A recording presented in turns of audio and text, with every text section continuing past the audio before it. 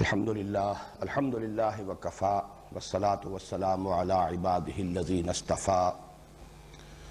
خصوصاً علی افضلہم وخاتم النبیین محمد الامین وعلی آلہ وصحبہ اجمعین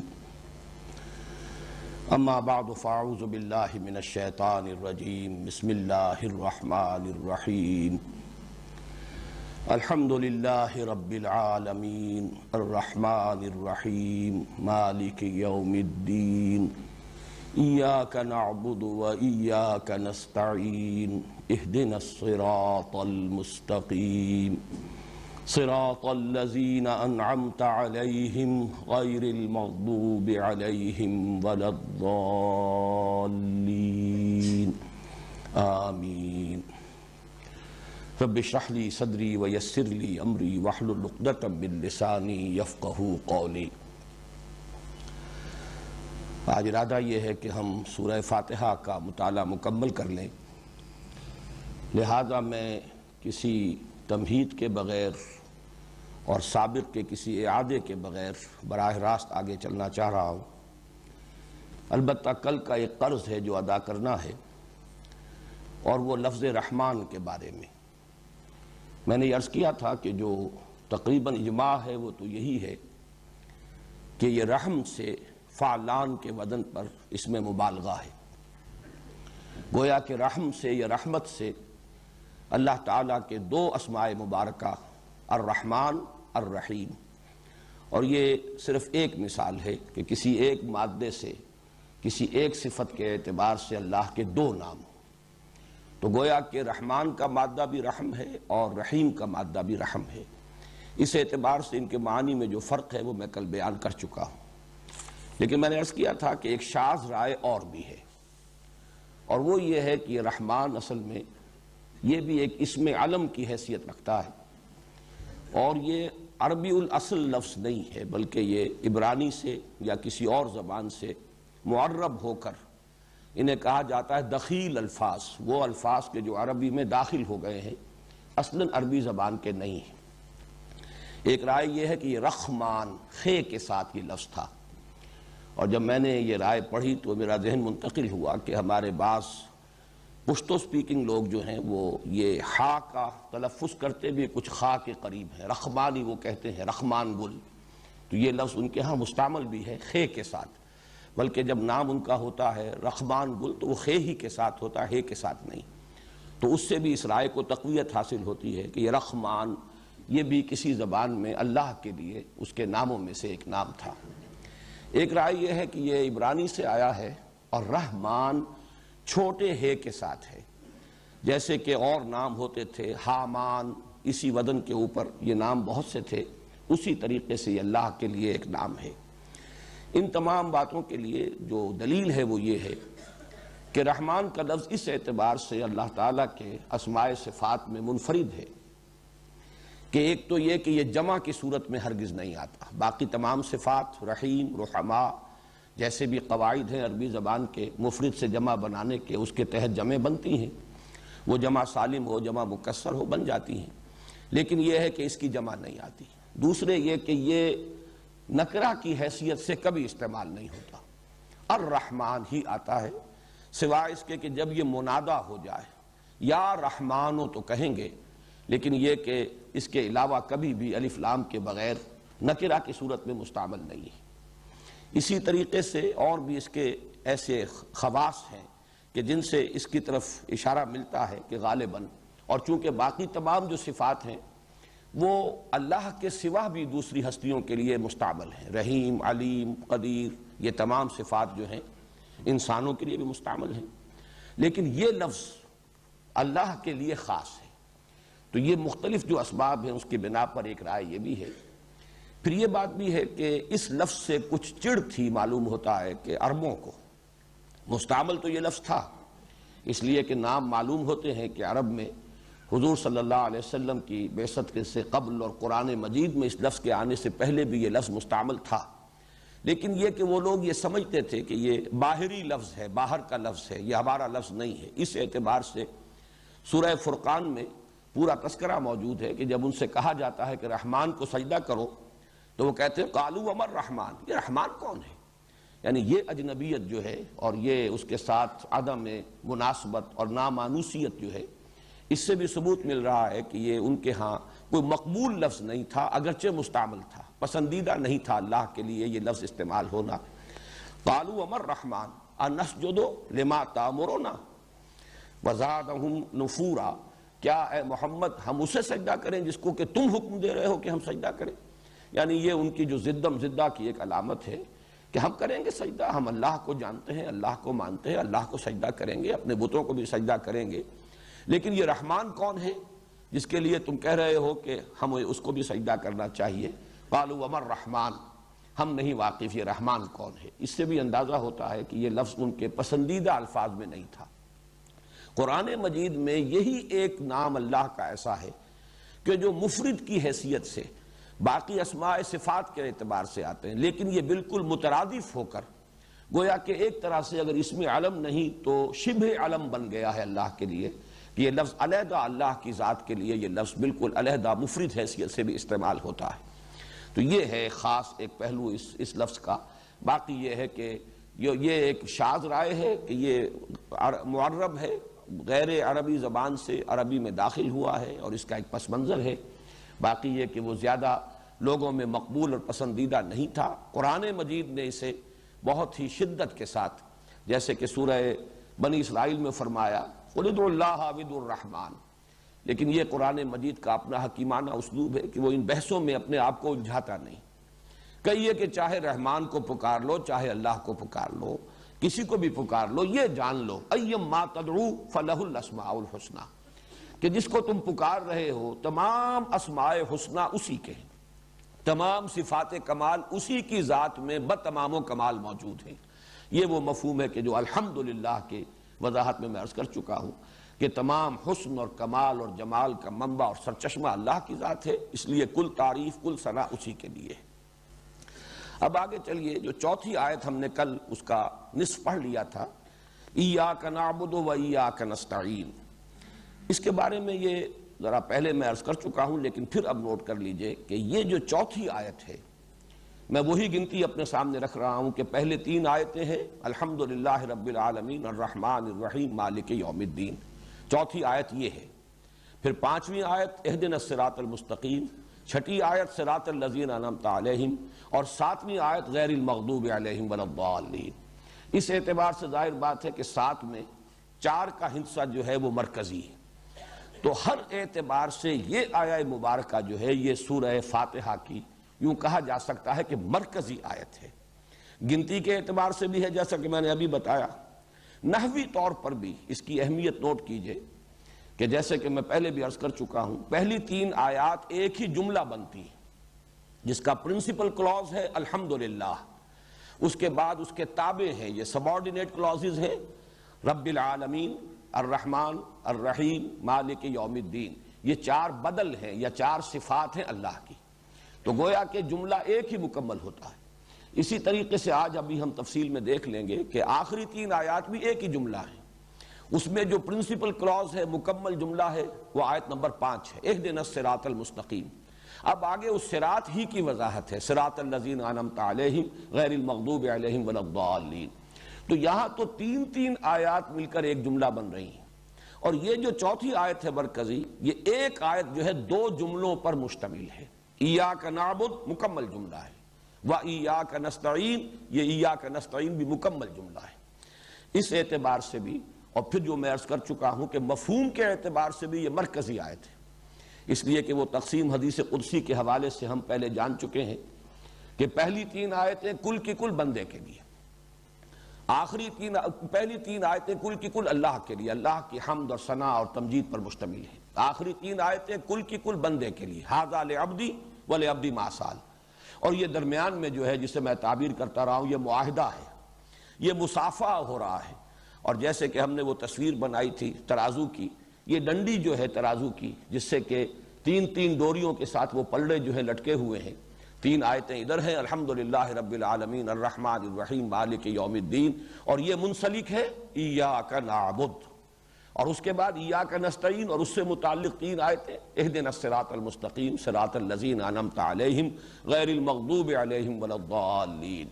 اب یہ جو آپ کو نظر آ رہی ہے ڈنڈی جو ہے اس کی، یہاں تو خیر موٹا ہے، وہ بیم ہے پورا،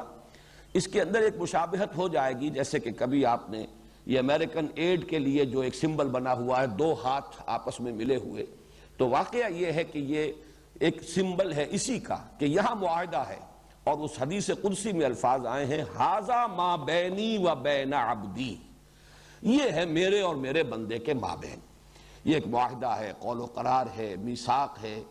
یہ مبایعہ ہے، ایک بیعت اللہ سے کر رہا ہے بندہ، اور مصافحہ ہے، یہ گویا کہ بندے اور رب کے مابین ایک عہد اور قول و قرار اور بیعت کے لیے یہ مصافحہ کرنا یہ اصل میں سمبل تھا کسی معاہدے کے پختہ ہو جانے کے لیے۔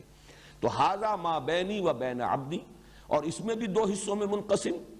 ایاک نعبد اللہ کے لیے ہے، اسی لیے وہ پہلی 3 آیات سے متعلق ہے، ایاک نستعین یہ بندے کے لیے ہے، اسی لیے اس ٹکڑے کے جواب میں اللہ تعالیٰ فرماتا ہے ھذا ما بینی و بین عبدی ولعبدی ما سأل، اور دیا میں نے اپنے بندے کو جو اس نے مانگا۔ تو یہ اس اعتبار سے آپ نے دیکھا کہ گنتی کے اعتبار سے بھی 4تھی آیت مرکزی، اور نحوی اعتبار سے بھی اس کی خصوصی اہمیت کہ پہلی 3 آیتیں آخری 3 آیتیں ایک ایک جملہ بن رہی ہیں اور اس میں 2 جملے موجود ہیں،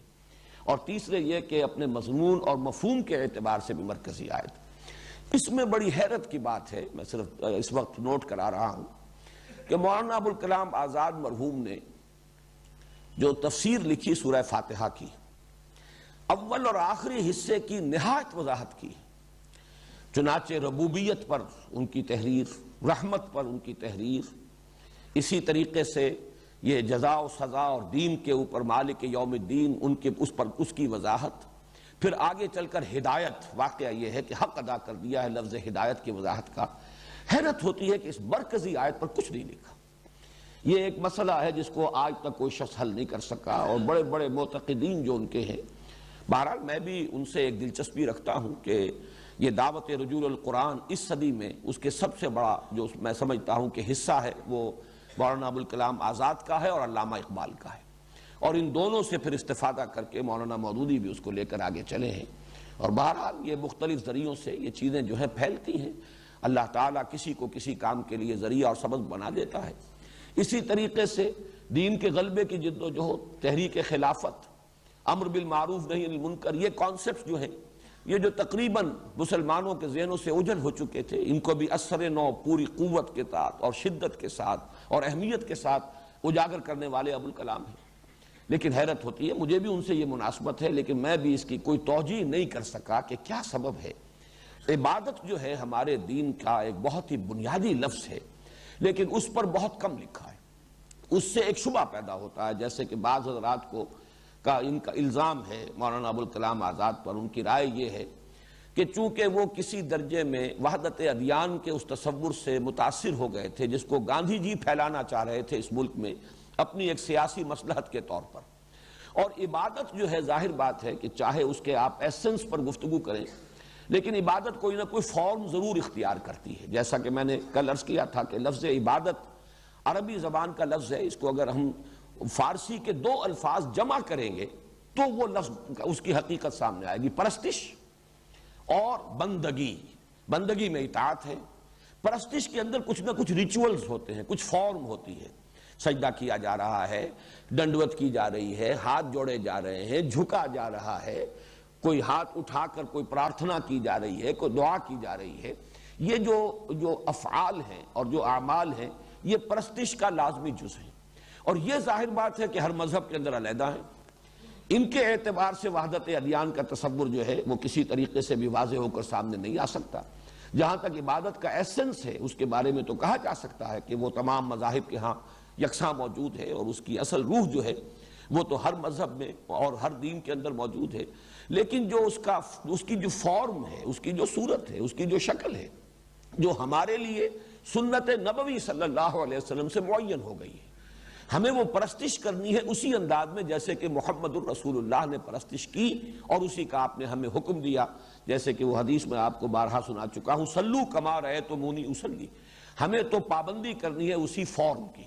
ہم یقیناً اس پر بھی زور دیں گے کہ صرف ہمارے اندر فارم ہی فارم نہ رہ جائے، اس کا ایسنس بھی ہو، صورت ہی صورت نہ رہ جائے، جسد ہی جسد نہ رہ جائے، ڈھانچہ ہی ڈھانچہ نہ رہ جائے، خول ہی خول نہ رہ جائے، بلکہ اس کی روح باطنی بھی موجود ہو۔ لیکن یہ کہ بہرحال وہ جو بڑا مشہور مصرع ہے کہ لطافت بے کثافت جلوہ آرا ہو نہیں سکتی، ہر روح کو کوئی نہ کوئی فارم درکار ہے۔ ہماری ارواح جو ہیں انہیں بھی ہمارے اجساد کی ضرورت ہے۔ روح اپنے اندر اگر کوئی صلاحیت ہے تو اس کو ظاہر کرتی ہے اپنے اسی جسد کے ذریعے سے، یہی ہاتھ پاؤں، یہی ہمارے اعضاء و جوارے ہیں جن کے ذریعے سے ہماری روح کے اندر جو بھی جذبات ابھرتے ہیں وہ ظاہر ہوتے ہیں۔ اس اعتبار سے یہ جو ظاہری صورت ہے اعمال کی، یہ بھی نہایت اہم ہے، اور یہ ظاہر بات ہے کہ ہمارے ہاں معین ہوگی سنت سے، سنت ہے محمد الرسول اللہ صلی اللہ علیہ وسلم کی۔ تو ہو سکتا ہے کہ چونکہ یہ بحث اس میں لامحالہ آ جاتی تو شاید کہ اس وقت جب کہ تفسیر سورہ فاتحہ مولانا ابوالکلام آزاد نے لکھی ہے، شاید اس وجہ سے وہ کنی کترا گئے ہوں، واللہ عالم۔ یہ ہم صرف ایک اندازہ کر سکتے ہیں، یقین کے ساتھ کچھ نہیں کہہ سکتے، لیکن اپنی جگہ پر یہ واقعہ ہے۔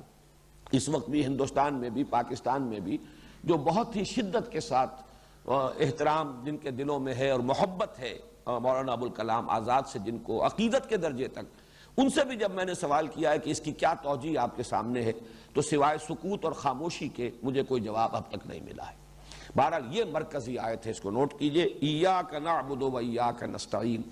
اس سے پہلے کہ ابھی ہم اس آیت کے بارے میں مزید گفتگو کریں، ایک اور بات نوٹ کر لیجئے۔ پہلی 3 آیات سے جب ہم چوتھی آیت پر آئے ہیں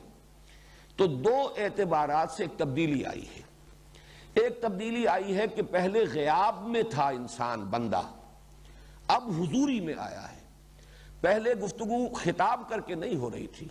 بلکہ جیسے تھرڈ پرسن میں گفتگو ہوتی ہے، صیغہ غائب میں گفتگو ہو رہی ہے، الحمدللہ رب العالمین الرحمن الرحیم مالک یوم الدین، جملہ خبریہ ہے، اس میں خطاب نہیں ہے۔ یہ نہیں ہے کہ اے اللہ تیرے لیے حمد ہے، اے اللہ تو رحمان ہے، اے اللہ تو ہی رحیم ہے، اے اللہ تو ہی مالک یوم الدین ہے۔ یہ صیغہ غائب میں بات ہو رہی ہے، لیکن اب جو بات ایک دم جو ہے اسلوب بدل گیا ہے، ایاک نعبد و ایاک نستعین، گویا کہ غیاب سے حضوری تک یہ جو ہے تبدیلی ہوئی ہے، کہ اس حد تک جب تک کہ یہ 3 آیات ہم پڑھتے ہیں تو ابھی ایک درجے کے ایک غیبت ہے، ایک غیب کا پردہ حائل ہے، خطاب نہیں ہے، لیکن یہاں اب براہ راست جیسے کہ مخاطب ہوں، جس کو علامہ اقبال نے اپنے چوتھے لیکچر میں دی میننگز آف پریئر ان اسلام، بڑی عمدہ تعبیر کی ہے اس کی، کہ یہاں در حقیقت وہ انائے صغیر انائے کبیر کے آمنے سامنے آتی ہے، روبرو ہو کر بات کر رہی ہے۔ تو ذکر کی 2 شکلیں ہیں جس کو میں نے مختلف مواقع پر بیان کیا ہے۔ ایک ذکر غیبی ہے، اللہ اللہ اللہ سبحان اللہ سبحان اللہ سبحان اللہ، اس میں خطاب نہیں ہے، اس میں ایک حقیقت ہے جس کی تکرار کر رہے ہیں، ایک بات ہے جس کو ہم بیان کر رہے ہیں، اللہ اکبر اللہ اکبر اللہ اکبر، اس میں خطاب نہیں ہے۔ ایک ہے ذکر حضوری، ذکر خطابی، جس میں، اور دعا اسی کو کہتے ہیں، دعا میں در حقیقت بندہ رب کے سامنے آتا ہے۔ یہ گویا کہ وہ انائے صغیر جو فائنائٹ ایگو ہے ہماری انا، اس انائے کبیر وہ جو انفائنائٹ ایگو ہے اللہ کی، اننی انا اللہ لا الہ الا انا فاعبدنی واقم الصلاۃ علی ذکری، میں ہی ہوں وہ کہ جس کے سوا میرے سوا کوئی الہ نہیں ہے، میں ہی ہوں وہ ہستی۔ تو وہ انائے کبیر، انائے مطلق، وہ جو انفائنائٹ ایگو ہے، اس کے بالکل سامنے ہو کر، اور یہ ذکر کی بلند ترین صورت ہے۔ یہی وجہ ہے کہ حضور صلی اللہ علیہ وسلم نے فرمایا الدعاء مخ العبادہ، الدعاء هو العبادہ، عبادت کا تو اصل جوہر دعا ہے، بلکہ یوں کہنا چاہیے کہ دعا ہی اصل عبادت ہے، اس لیے کہ بندہ جب پکارتا ہے اپنے رب کو تو در حقیقت بندگی کا سب سے بڑا اظہار جو ہے وہ اسی دعا میں ہے کہ اس نے اعتراف کیا ہے، اس نے مانا ہے وہ میری تکلیف کو رفع کرنے کی قدرت رکھتا ہے، وہ میرے مشکلات کو دور کرنے کی اس کے اندر قدرت موجود ہے، وہ میری ضروریات پوری کر سکتا ہے۔ تو اس کے اندر پورا اعتراف بھی اللہ تعالیٰ کے علی کل شیء قدیر ہونے کا، بکل شیء علیم ہونے کا، اور پھر یہ کہ اس کو پکارنا۔ تو اصل میں یہ دعا جو ہے یہ عبادت کا جوہر ہے۔ تو فرمایا ایاک نعبد و ایاک نستعین، ترکیب نحوی سمجھ لیجئے، اصل میں تو نعبدو کا، یہ کا جو ضمیر ہے، ضمیر مخاطب، یہ در حقیقت ضمیر مفعولی ہے، نعبدو کا، اے اللہ ہم تیری ہی بندگی کرتے ہیں اور کریں گے۔ وَإِيَّاكَ نَسْتَعِينُ، اور تجھ ہی سے مدد مانگتے ہیں اور مانگیں گے۔ نعبدو کا اور نستعینو کا، اس کی بجائے کا کی ضمیر پہلے لائی گئی اور اس کے لیے ایا کا اضافہ کیا گیا، یہ حصر کا مضمون ہے۔ نعبدو کا ترجمہ ہوتا ہم تیری بندگی کرتے ہیں، ہی کا لفظ اضافہ نہیں کیا جائے گا، ہم تیری بندگی کرتے ہیں۔ نعبدو کا، نستعینو کا، ہم تجھ سے مدد مانگتے ہیں۔ لیکن ایاک نعبدو، ہم صرف تیری ہی بندگی کرتے ہیں اور کریں گے۔ وَإِيَّاكَ نَسْتَعِينُ، اور صرف تجھ ہی سے مدد مانگتے ہیں اور مانگیں گے۔ تو اس میں حصر کا جو مضمون آیا ہے، اس کے حوالے سے دوسری بات نوٹ کر لیں کہ توحید نظری یا توحید علمی یا توحید فکری یا توحید عقیدہ پہلی 3 آیات میں مکمل ہو چکی۔ یہاں توحید عملی آئی ہے، وحدت، صرف تیری ہی بندگی کرتے ہیں اور کریں گے، یہ توحید عبادت ہے۔ اور صرف تجھ ہی سے مدد مانگتے اور مانگیں گے، یہ توحید فی الدعا ہے۔ یہی در حقیقت توحید عملی کے 2 پہلو ہیں، بندگی، اطاعت، پرستش صرف تیرے لیے ہم نے خالص کر لی، ہم اس کا عہد کرتے ہیں، ہم اس کا وعدہ کرتے ہیں، ہم اس کا قول و قرار کر رہے ہیں، اور دعا بھی تجھ ہی سے مانگیں گے، کسی اور سے استعانت نہیں ہے، کسی اور سے استغاثہ نہیں ہے، کسی اور کو پکارنا نہیں ہے، کسی اور سے استعاذہ نہیں ہے۔ یہ میں ابھی بعد میں وضاحت کروں گا۔ تو در حقیقت یہ جو حصر اس میں ہو گیا ہے، صرف تیری ہی بندگی کرتے ہیں اور کریں گے، اور صرف تجھ ہی سے مدد مانگتے ہیں اور مانگیں گے، اس کے اندر توحید عملی جو ہے مکمل ہو گئی ہے۔ اب آئیے، میں نے جیسا کہ ابھی عرض کیا تھا کہ یہ جو استعانت کا لفظ ہے، عبادت پر کل میں گفتگو کر چکا ہوں، اگر چند جملوں میں اسے دہرا دوں تو میرا خیال ہے زیادہ وقت صرف نہیں ہوگا، کہ عبادت کے مفہوم کو فارسی کے 2 الفاظ کو جمع کرنے سے ہم ادا کر سکتے ہیں، پرستش اور بندگی۔ زندگی آمد برائے بندگی، زندگی بے بندگی شرمندگی۔ لیکن جو مشرکانہ جو مذاہب ہیں، ان میں چونکہ یہ لفظ صرف پرستش کے لیے ہے، بندگی وہاں ہو ہی نہیں سکتی۔ بتوں کی بندگی کیسے کریں؟ بتوں نے کوئی حکم نہیں دیا، ان کی کوئی شریعت نہیں، کوئی قوانین نہیں، کوئی اوامر نہیں، کوئی نواہی نہیں، کوئی کمانڈمنٹس نہیں۔ سورج کی بندگی کیسے کریں؟ سورج کی تو صرف پرستش ہو سکتی ہے، چاند کی پرستش ہو سکتی ہے، اور جو مظاہر فطرت ہے ان کی صرف پرستش ہو سکتی ہے۔ اس لیے عام طور پر لفظ عبادت جو ہے وہ ذہنوں میں صرف پرستش کے لیے خالص ہو گیا ہے، اور اس میں سے بندگی کا مفہوم تقریباً خارج ہو گیا۔ اسلام میں یہ پرستش اور بندگی دونوں کے مجموعے کا نام ہے، لیکن ہمارے دور زوال میں بھی ہوتے ہوتے یہ لفظ صرف پرستش کے لیے اور مراسم عبودیت کے لیے خالص ہوتا چلا گیا، وہ تصور ذہن سے نکل گیا۔ بندگی اپنے نفس کی بھی ہو رہی ہے، بندگی اور چیزوں کی بھی ہو رہی ہے، اور بندگی جو ہے کسی حکمران کی بھی ہو رہی ہے، اس کے جائز اور ناجائز سارے احکام مانے جا رہے ہیں۔ بندگی کسی قوم کی بھی ہو رہی ہے، اس کے تسلط کو قبول کیا جا رہا ہے، اس کے باوجود نماز بھی چل رہی ہے، روزہ بھی چل رہا ہے۔ نہ صرف یہ کہ عامیانہ سطح پر چل رہا ہے، عبادات چل رہی ہیں، بلکہ بڑے بڑے شیخ طریقت ہیں، سلوک بھی طے ہو رہے ہیں، خلافتیں بھی دی جا رہی ہیں، سب کچھ ہو رہا ہے، حالانکہ وہ بندگی جو ہے وہ ہو رہی ہے کسی قوم کی، کسی حکمران کی، یہ کسی غیر اللہ کے قانون کی۔ غیر اللہ کے قانون کو ماننا اور تسلیم کرنا، بالکل مجبور ہو گیا ہو انسان، بے بس ہو تو بات دوسری ہے، لیکن اسے کسی درجے میں تسلیم کر لینا، ریکنسائل کر لینا، اس کے ساتھ شرک ہے۔ اس اعتبار سے یہ جو ہمارے ہاں دور زوال میں اس لفظ کا مفہوم جو ہے محدود ہو گیا تھا، اسے اس دور میں بہرحال بہت سے مصنفین نے، جن میں بہرحال اس طرح کے لوگ بھی ہیں کہ جن کو ہم کمنٹ نہیں کر سکتے، جن کے بارے میں ہم تائید نہیں کر سکتے، لیکن کم سے کم اس بات میں ان کا بھی ایک حصہ ہے کہ انہوں نے بھی اس چیز کو عام کیا ہے کہ عبادت کا مطلب صرف پرستش نہیں ہے بلکہ اطاعت۔ البتہ یہ ہے کہ اس میں ایک کمی ہے، وہ جو اس میں گمراہ فرقے ہیں ان میں تو وہ شدت کے ساتھ ہے، وہ تو بالکل ایک میکینیکل پروسیس بنا کر منکرین سنت نے، پرویز صاحب نے ایک بالکل میکینیکل پروسیس بنا کر رکھ دیا عبادت کو، محض اطاعت اور غلامی۔ یہ بات صحیح نہیں ہے۔ اصل میں اللہ کی جو عبادت مطلوب ہے اس میں حد درجے کی محبت بھی درکار ہے، ٹوٹل اوبیڈینس، ٹوٹل سبمیشن، اللہ کے سامنے ہمہ تن ہمہ وجوہ ہمہ وقت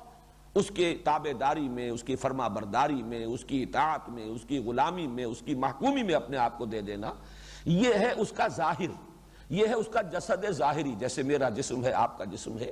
تو گویا کہ عبادت کا جسد ظاہری ہے اطاعت، غلامی، محکومی، بندگی، اور اس کی روح باطنی جو ہے وہ ہے محبت، اللہ تعالیٰ کی محبت سے سرشار ہو کر یہ اطاعت ہو رہی ہو۔ یہ صرف ایک میکینیکل پروسیس نہ ہو، یہ صرف ایک خشک قسم کی جو ہے اطاعت گزاری نہ ہو، بلکہ یہ کہ اس کے اندر اللہ کی محبت کی چاشنی جو ہے وہ موجود ہو، بلکہ اصل ڈرائیونگ فورس وہی ہو، اصل موٹیویشن جو ہے وہ اس بندگی کے لیے اللہ تعالیٰ کی محبت سے آ رہی ہو۔ تو یہ وہ حقیقت ہے جس کو کہ امام ابن تیمیہ رحمۃ اللہ علیہ اور پھر ان کے شاگرد رشید حافظ ابن قیم رحمہ اللہ نے بڑی وضاحت کے ساتھ بیان کیا ہے۔ اور عام طور پر تو لفظ عبادت کی شرح کی جاتی ہے العبادت التذلل قالہ الجمہور، جمہور نے یہ کہا ہے کہ عبادت کا مطلب ہے کسی کے سامنے بچ جانا، عجز اور تذلل اختیار کر لینا، لیکن یہ کہ ان دونوں حضرات نے، امام ابن تیمیہ اور حافظ ابن قیم رحمہم اللہ، ان دونوں نے اس کی بہترین تعبیر کی ہے، العبادت تجمع اصلین غایت الحب مع غایت الذل والخضوع، عبادت دو بنیادوں کو جمع کر لیتی ہے، حد درجے کی محبت اور اس کے ساتھ حد درجے میں بچ جانا اور اپنے آپ کو اللہ کے سامنے مطیع اور منقاد بنا دینا، اس کا فرمانبردار بنا دینا۔ اب اس کو سوچ کر کہیے کہ جب ہم کہتے ہیں ایاک نعبد، اس کے ترجمے عام طور پر میں سمجھتا ہوں کہ عافیت اسی میں لوگوں نے سمجھی ہے کہ اللہ ہم تیری ہی بندگی کرتے ہیں، یہ اظہار حال کی شکل بن گئی جب حال کے آپ نے زمانے میں اس کا ترجمہ کیا۔ اگر اسے مستقبل میں لے جائیں گے تو یہ ایک عہد بن جاتا ہے، اور یہ بہت بڑا عہد ہے۔ واقعہ یہ ہے کہ اللہ تیری ہی بندگی کرتا ہوں اور کروں گا، اور اے اللہ ہم تیری ہی بندگی کرتے ہیں اور کریں گے، یہ ایک بہت بڑا عہد ہے، بہت بڑا اللہ تعالیٰ کے ساتھ ایک اقرار ہے جس کو نبھانا آسان کام نہیں ہے۔ جو علامہ اقبال نے کہا چمی گویم مسلمانم بے لرزم کہ دانم مشکلات لا الہ، یہی وجہ ہے میرے نزدیک، واللہ عالم، یہ بات میرے سامنے کسی اور طرف سے نہیں آئی ہے اس لیے میں اس کے ساتھ ہی بیان کر رہا ہوں کہ واللہ عالم، لیکن محسوس ایسا ہوتا ہے مجھے کہ یہ جو جوڑا گیا ہے ان دونوں چیزوں کو، جہاں اس میں وہ عظیم حکمت ہے کہ ایک آیت میں توحید عملی کے تمام پہلو سمو لیے جائیں، عبادت اور دعا دونوں، وہاں یہ حکمت بھی نظر آ رہی ہے کہ جب کوئی بندہ کہتا ہے واقعتاً اگر سوچ سمجھ کر کہے کہ اللہ تیری ہی بندگی کروں گا، تو اس کے اوپر لرزہ طاری ہوتا ہے۔ کس کے خلاف لڑنا ہوگا؟ اپنے نفس کے خلاف لڑوں گا تو اللہ کی بندگی کر سکوں گا، معاشرے کے خلاف کشاکش کروں گا اور اس کے ساتھ تصادم ہوگا تب کہیں اللہ کی بندگی کر سکوں گا۔ مجھے گھر کے اندر، گھر کے باہر، رشتہ داروں میں، پھر یہ معاشرہ، یہ قوم، یہ ملک، یہ قانون، یہ حکومتیں، یہ سب کے سب تو رکاوٹ ہے اس میں۔ تیری بندگی کروں گا گویا کہ یہ تو ایک اعلان جنگ ہے، اپنے اندر کے شیطان کے خلاف بھی اعلان جنگ ہے، جو کہ ہمارا وہ نفس امارہ ہے، الذی یوسوس فی صدور الناس، وہ شیطان باہر کا، لیکن یہ کہ ہمیں معلوم ہے کہ وَنَعْلَمُ مَا تُوَسْوِسُ بِهِ نَفْسُ، خود ہمارا نفس جو وسوسے اندازی کرتا ہے اندر سے، وہ دشمن تو موجود ہے، جو کہا ہے مولانا روم نے کہ نفس ما ہم کم تر از فرعون نیست لیکن ایراعون نیست، میرا نفس جو ہے وہ فرعون سے کم نہیں ہے، وہ بھی اللہ کے مقابلے میں آ کر کھڑا ہو جاتا ہے۔ ٹھیک ہے یہ شے اللہ نے حرام قرار دی ہے لیکن مجھے اس کی طلب ہے، میں چاہتا ہوں، میں تو حاصل کرنا چاہتا ہوں، ہوا کرے حرام، اللہ کا حکم ہو، رسول کا حکم ہو، میری مرضی ماننی ہوگی۔ تو معلوم ہوا کہ وہ فرعونیت کا دعویٰ لے کر ہمارا نفس سامنے آتا ہے، نفس ما ہم کم تر از فرعون نیست لیکن ایراعون نیست۔ اسی طریقے سے اپنی ذات سے باہر نکل کر معاشرہ، کنبہ، قبیلہ، رشتہ دار، اعزاء، اقارب، قوم، ملک، قانون، دستور، سب کے خلاف اعلان جنگ ہوگا۔ اگر ایک نظام باطل میں آدمی سانس لے رہا ہے تو وہ جو لرزہ طاری ہوتا ہے در حقیقت اسی کو سہارا دیا ہے اللہ نے، وَإِيَّاكَ نَسْتَعِينُ، پروردگار میں چاہتا ہوں، میں کروں گا، میرا ارادہ ہے، میں نے عزم کر لیا ہے، لیکن تیری مدد کے بغیر نہیں کر سکوں گا۔ یہ تیری مدد شامل حال ہو، تیری طرف سے توفیق ہو، تو میرے لیے اسے آسان کر دے، تیری اگر نصرت میرے شامل حال رہے تو میں کر سکوں گا۔ اور اسی مفہوم کی طرف وہ جو حضور صلی اللہ علیہ وسلم کے جو اذکار مسنونہ اور معصورہ ہیں نماز کے بعد کے، ان کی جو دعا ہے بڑی اہم ہے، اللہم اعنی، اور با جماعت اگر ہے بیٹھے ہوئے ہیں ایک جماعت کی شکل میں ہے تو اعنا کہا جائے گا، اللہم اعنی علی ذکرک و شکرک و حسن عبادتک۔ یہ جو ایک نہایت یوں سمجھیے کہ حکمت کا موتی ہے، حضور صلی اللہ علیہ وسلم کے یہ الفاظ ہیں اور آپ کا خود دعویٰ ہے یہ، انا افصح العرب، کس خوبصورتی کے ساتھ ذکر اور پھر شکر، اور شکر میں کل عرض کر چکا ہوں الحمدللہ سے براہ راست تعلق ہے ایاک نعبد کا، اس لیے کہ عبادت در حقیقت شکر ہی کا تقاضا ہے۔ اگر کسی منعم کے احسان کا اندازہ ہو جائے، اس کے انعامات کا شعور حاصل ہو جائے، تو فطرت ہی کے اندر ایک جذبہ ابھرتا ہے کہ اسے کوئی بدلہ بھی دیا جائے۔ اور اگر وہ ہستی ماورا ہے جس کو کوئی محسوس بدلہ نہیں دیا جا سکتا، تو پھر یہی ہے کہ اس کی عبادت، اس کی بندگی، اس کی پرستش، اس کی ڈنڈوت، اس کے سامنے سر جھکانا، اس کی حمد کے ترانے الاپنا، پھر یہی ہوگا۔ تو شکر اور عبادت کے اندر بڑا گہرا رشتہ ہے۔ تو اس آپ نے دعا میں بھی دیکھا، اس مسنون ذکر میں، اللہم اعنی، اے اللہ میری مدد فرما، علی ذکر کا، سب سے پہلے تو یہ کہ میں تجھے یاد رکھ سکوں، غافل نہ ہو جاؤں، اور نمبر 2 وہ شکر کا، تیرا شکر ادا کر سکوں، اور نمبر 3 وہ حسن عبادتک، اور تیری عبادت کا میں حق ادا کر سکوں، باحسن وجوہ،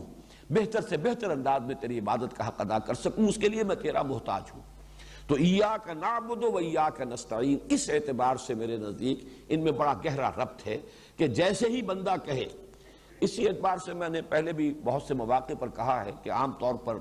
جو دعا پڑھی جاتی ہے دعائے قنوت، واقعہ یہ ہے کہ میں اس کو پڑھتے ہوئے لرزتا، جتنے اس میں اللہ تعالیٰ کے ساتھ وعدے اور عہد ہیں،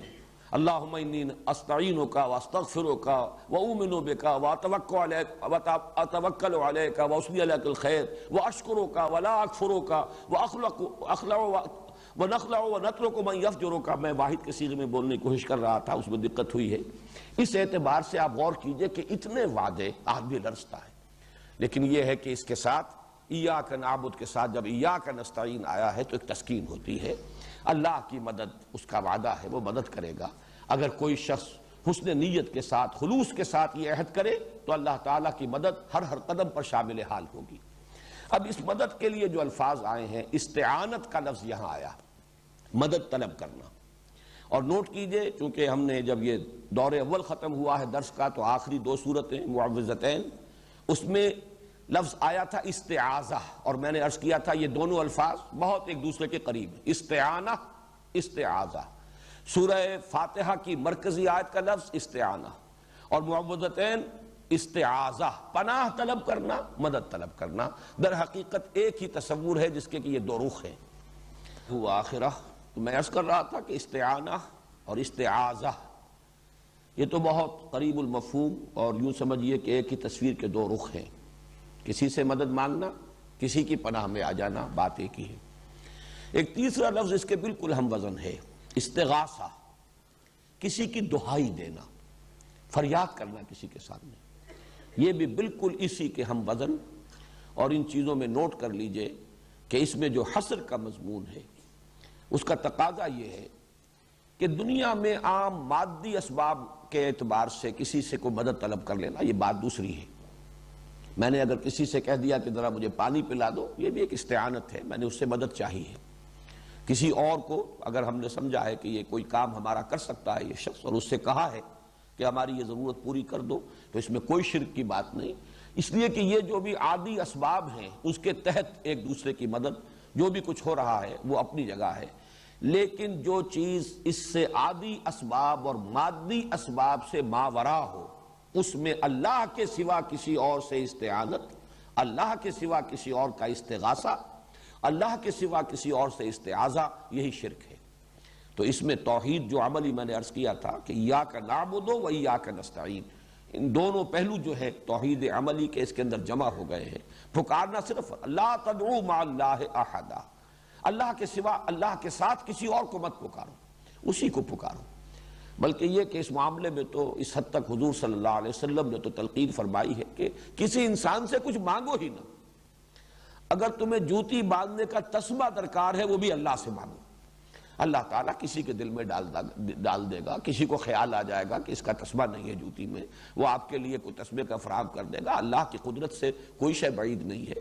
اللہ تعالیٰ کے انگلیوں کے مابین ہے تمام انسانوں کے دل۔ لیکن بہرحال یہ بہت اونچا مقام ہے، وہ یقین کی وہ منزل۔ لیکن یہ کہ عام لوگوں کے لیے دنیا میں استمداد، استعانت، کسی سے مدد طلب کرنا، نصرت چاہنا کسی کام میں، جو کہ ویزیبل اور جو ہمارے اس عادی اور مادی قانون کے تحت ہو، اس میں کوئی حرج نہیں ہے۔ البتہ اس سے ماورا، اس سے بلند ہو کر کسی کو پکارنا، کسی سے دعا کرنا، حاجت روائی، مشکل کشائی، اپنی ضروریات کا پورا کرنا، اس کے لیے تکلیف میں، کہیں مصیبت میں کسی کو پکارنا، کسی کی دہائی دینا، یہ اللہ کے سوا اگر ہے تو اسی کا نام شرک ہے۔ اب آئیے، اس استعانت کی سب سے جامع شکل ہے استہداء، ہدایت طلب کرنا۔ گویا کہ اب وہ جو ترازو کی ڈنڈی ہے ایاک نستعین کے ساتھ یہ جو 3 آیتیں ہیں اہدنا الصراط المستقیم، ان کا تعلق ہے اس استعانت کے ساتھ، اس لیے کہ جامع ترین تعبیر جو ہے وہ ہے ہدایت۔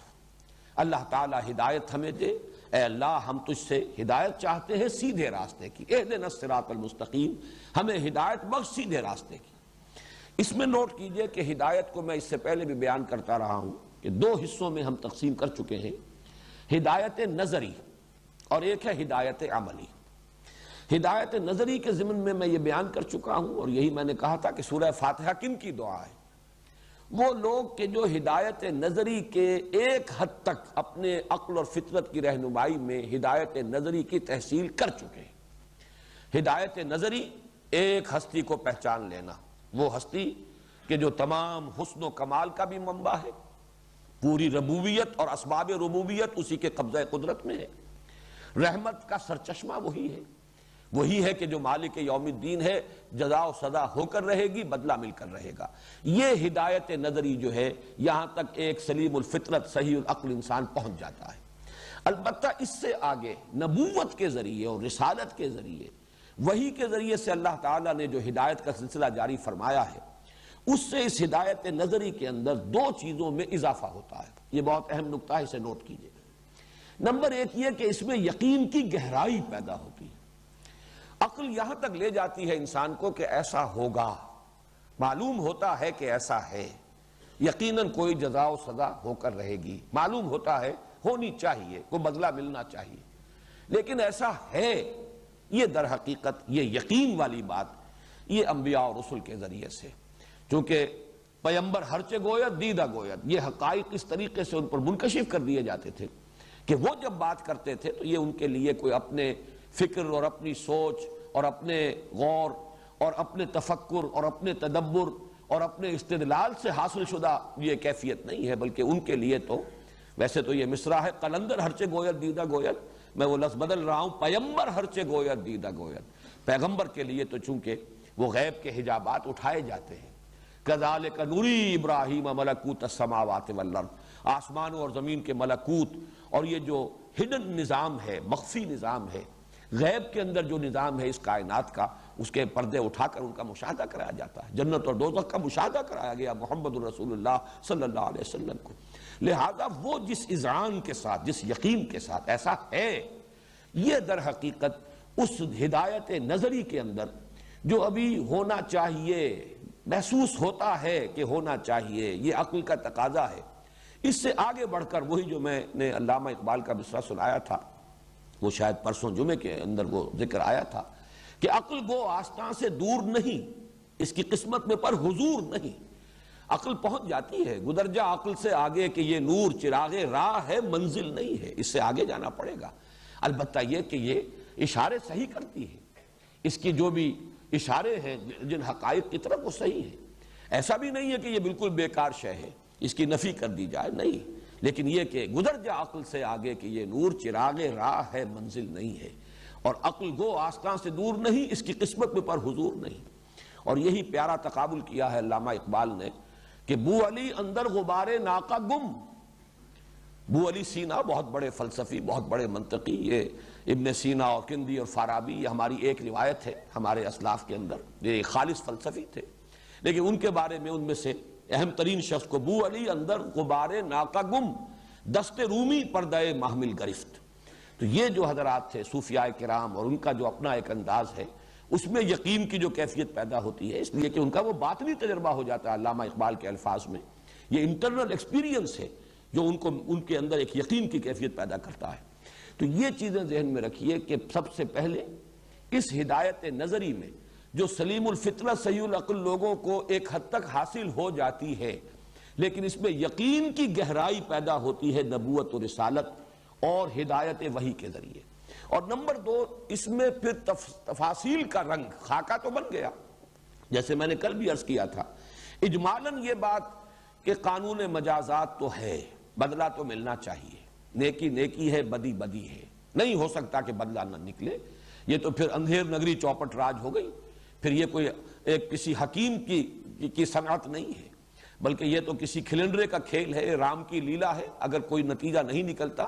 اور نیکی کا اچھا نتیجہ اور بدی کا برا نتیجہ نہیں نکلتا تو پھر یہ ایک غیر منطقی کائنات ہے، یہ کوئی سنجیدہ تخلیق نہیں ہے، یہ کسی حکیم کی حکمت پر مبنی نہیں ہے، بلکہ کھلنڈرے کا کھیل ہے، رام کی لیلا ہے۔ لیکن جب انسان سمجھتا ہے کہ ایسا نہیں ہے، جس نے اس کو پیدا کیا وہ حکیم ہستی ہے، اس اعتبار سے نتیجہ نکلنا چاہیے، لیکن اس کی تفصیل وہ جو اس خطبہ نبوی میں آئی ہے، وَاللَّهِ لَتَمُوتُنَّ كَمَا تَنَامُونَ ثُمَّ لَتُبْعَثُنَّ كَمَا تَسْتَيْقِظُونَ ثُمَّ لَتُحْسَبُنَّ بِمَا تَعْمَلُونَ ثُمَّ لَتُجْزَوُنَّ بِالْإِحْسَانِ إِحْسَانًا وَبِالسُّوءِ سُوءًا وَإِنَّهَا لَجَنَّةٌ أَبَدًا أَوْ لَنَارٌ أَبَدًا۔ اب یہ 5-6 جملوں کے اندر یوں سمجھیے کہ اس کی شرح ہوئی ہے، اس کی تفصیل ہوئی ہے، اس مجازات کا قانون جو ہے جس تک انسانی عقل کی رسائی ہو گئی تھی اس میں تفصیلات کا رنگ بھرا گیا ہے۔ ایک دن آئے گا یہ پوری کائنات کا نظام دلم برم ہو جائے گا، اس وقت وہ الساعہ والساعۃ ادھیٰ وامر، بڑی وہ بھیانک وقت ہوگا، وہ بڑی بھیانک گھڑی، بڑی کڑوی گھڑی ہوگی۔ اس کے بعد کتنا عرصہ گزرے گا ہم نہیں جانتے، پھر بعث بعد الموت ہے، سور میں دوبارہ پھونکا جائے گا، نفخ فیہ اخری فاذا ہم قیام ینظرون، تو پوری نوع انسانی کھڑی ہوگی، دیکھتی ہوئی ہوگی، ہر انسان کھڑا ہوگا، پھر وہ حشر ہوگا، جمع کیا جائے گا ان کو میدان حشر میں، محشر کے اندر، وہاں پیشی ہوگی، حساب کتاب ہوں گے، پھر وزن اعمال ہوگا، پھر کوئی بہت جوائنٹ کمپیوٹر ہے جو لا کر رکھ دیا جائے گا، ووضع الکتاب فَتَرَى الْمُجْرِمِينَ مُشْفِقِينَ مِمَّا فِيهِ وَيَقُولُونَ يَا وَيْلَتَنَا مَا لِهَذَا الْكِتَابِ لَا يُغَادِرُ صَغِيرَةً وَلَا كَبِيرَةً إِلَّا أَحْصَاهَا وَوَجَدُوا مَا عَمِلُوا حَاضِرًا۔ اب یہ در حقیقت اسی کی تفصیلات ہیں، فیصلے ہوں گے، پھر وَإِنَّهَا لَجَنَّةٌ وَأَبَدًا أَوْ لَنَارٌ أَبَدًا، پھر جنت میں کیا کیا نعمتیں ہیں اللہ نے، اس کا نزل کیا ہے، اور پھر اس کے اندر جو اصل مہمان نوازی ہوگی وہ کیا ہوگی، ضیافتیں کیا ہوں گی، نزل کیا ہے، جو جاتے ہی فوری طور پر اللہ تعالیٰ کی طرف سے جو مہمان نوازی ہوگی وہ کیا ہے، پھر دوزخ ہے، اس کی حقیقت کیا ہے، یہ سارا تفاصیل کا رنگ جو ہے اس میں، ظاہر بات ہے وہ عقل خود نہیں بھر سکتی، اس کے لیے نبوت اور رسالت کی ضرورت ہے۔ یہ ہوئی ہدایت نظری کی بات۔ جہاں تک ہدایت عملی کا تعلق ہے، اس کے ضمن میں بھی انسان کے اندر ایک کمپاس تو اللہ نے رکھ دی ہے، ایک ہے کہ جو ڈائریکشن معین کر دیتی ہے، وہ ہے اخلاقی حس، نیکی اور بدی، الہمہا فجورہا و تقواہا۔ اس اعتبار سے انفرادی زندگی کا جہاں تک تعلق ہے، بہت حد تک ہدایت عملی بھی فطرت انسانی میں موجود ہے۔ جھوٹ نہ بولے انسان، اس لیے کہ اسے معلوم ہے کہ جھوٹ بولنا برا ہے، سچ بولنا چاہیے، اسے معلوم ہے سچ بولنا اچھا ہے، چاہے تکلیف ہو، چاہے فوری طور پر کوئی نقصان ہو رہا ہو، چاہے اس سے کوئی اندیشے ہو، لیکن سچ بولنا چاہیے، جھوٹ نہیں بولنا چاہیے۔ وعدہ کیا ہے پورا کرنا چاہیے، وعدہ خلافی نہیں کرنی چاہیے، چاہے فوری طور پر وعدہ خلافی میں منفعت ہو رہی ہو اور وعدہ پورا کرنے میں گھاٹے کا سودا ہو، لیکن نہیں، وعدہ کیا ہے پورا۔ اس حد تک جہاں تک اخلاقی کمپس ہے وہ انسان کے اندر موجود ہے، اس کے اندر اس کو معلوم ہے کہ نیکی کیا ہے، بدی کیا ہے، اور نہ صرف معلوم ہے، یہ بھی نوٹ کر لیجئے، میرے نزدیک روح انسانی کے اندر نیکی کی طرف رغبت اور بدی سے نفرت موجود ہے۔ یہی وجہ ہے جس کی طرف کہ حضور صلی اللہ علیہ وسلم نے بڑے حکیمانہ آپ کے اقوال ہیں، جس کی طرف اشارہ کیا ہے کہ اگر تم یہ محسوس کرو کہ کوئی کام تم نے کیا ہے اور تم چاہتے ہو کہ لوگوں کے علم میں نہ آ جائے تو گویا کہ یہ بدی ہے، یہ برائی ہے۔ کرہتا ان یطلع علیہ الاسم ما حاک فی صدرک، گناہ وہ ہے جس سے تمہارے اپنے سینے میں بھی خلجان ہو جائے، انسان محسوس کرے کہ کوئی اچھا کام میں نے نہیں کیا۔ اسی لیے حضور نے بعض حضرات کو کہا استفت قلبک، اپنے دل سے پوچھا کرو، تمہارے اندر موجود ہے وہ کمپاس جسے میں کہہ رہا ہوں، وہ بیرومیٹر کہہ لیجئے، جو بھی معین کرنے والا، نیکی اور بدی کے اندر امتیاز کرنے والا آلہ موجود ہے، استفت قلبک، اپنے دل سے پوچھ لو۔ اسی طریقے سے الاسم ما حاک فی صدرک وکرہتا ان یطلع علیہ، گناہ وہ ہے جس سے تمہارے اپنے سینے میں بھی خلجان ہو جائے، اور دوسرے یہ کہ تمہیں یہ ناپسند ہو کہ لوگ مطلع ہوں، لوگوں کے علم میں یہ بات آئے۔ میں تو اس کو یہاں تک کہا کرتا ہوں کہ نہ صرف یہ کہ انفرادی جو ہمارے اندر کانشنس ہے، ضمیر، اس کے لیے یہ گویا کہ ایک طرح سے توثیق ہو رہی ہے حضور صلی اللہ علیہ وسلم کے الفاظ مبارکہ میں، بلکہ جسے کلیکٹیو کانشنس کہا جائے، نوع انسانی کا اجتماعی ضمیر۔ اسی لیے تو آپ نہیں چاہتے کہ کسی کے علم میں بات آئے جو آپ نے کی ہے۔ معلوم ہوا کہ نوع انسانی بحثیت مجموعی بھی پہچانتی ہے کہ حق کیا ہے اور باطل کیا ہے، اور صحیح کیا ہے اور غلط کیا ہے، اور اچھائی کیا ہے اور برائی کیا ہے، گڈ کیا ہے، ایول کیا ہے۔ تو جہاں تک انفرادی زندگی کا تعلق ہے، اس میں بھی واقعہ یہ ہے کہ بہت حد تک جو ہدایت عملی ہے وہ بھی فطرت انسانی میں موجود ہے۔ البتہ جہاں اجتماعیات کا سلسلہ شروع ہوتا ہے، یہاں قدم قدم پر پٹ فالز ہیں، گڑھے ہیں، کھائیاں ہیں، غاریں ہیں۔ ذرا سا یک لحظہ غافل گشتم و 100 سالہ راہت دور شد۔ یہاں پہ تو قدم قدم پر ضرورت ہے کہ انسان کو معلوم ہو کیا صحیح ہے کیا غلط ہے، بتایا جائے اسے۔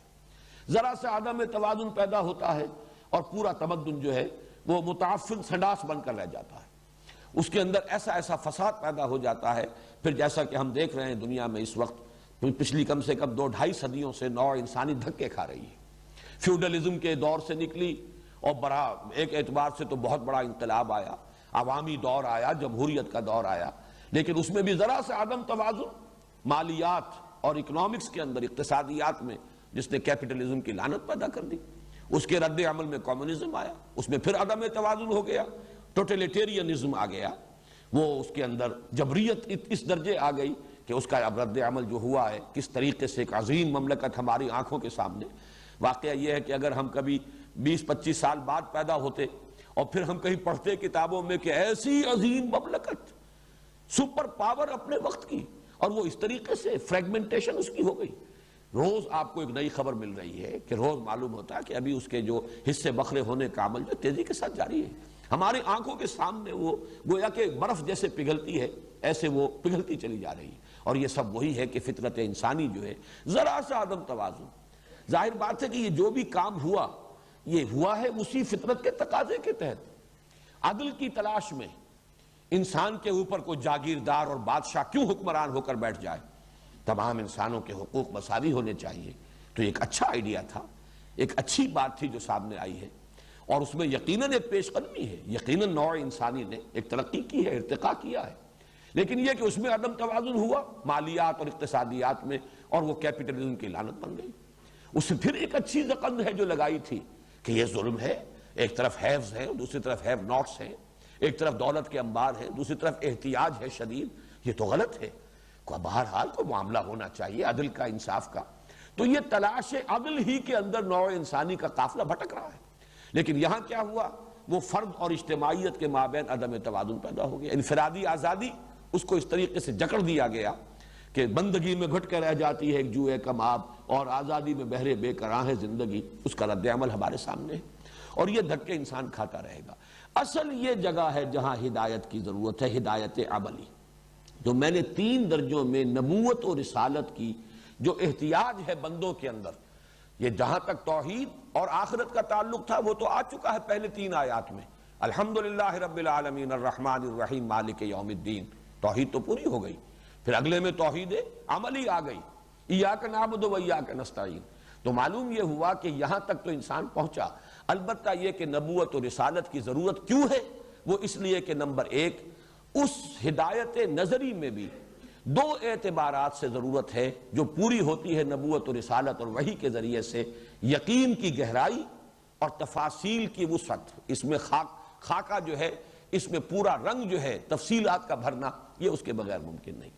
اسی طریقے سے عملی ہدایت میں خاص طور پر اجتماعیات کے ضمن میں انسان محتاج ہے۔ عقل انسانی یہاں پر بالکل عاجز ہے۔ کیوں عاجز ہے یہ بھی سمجھ لیجئے۔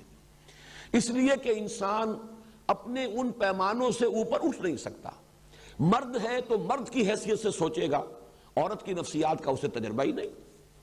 عورت کے لیے وہ کبھی انصاف کی بات کر ہی نہیں سکتا،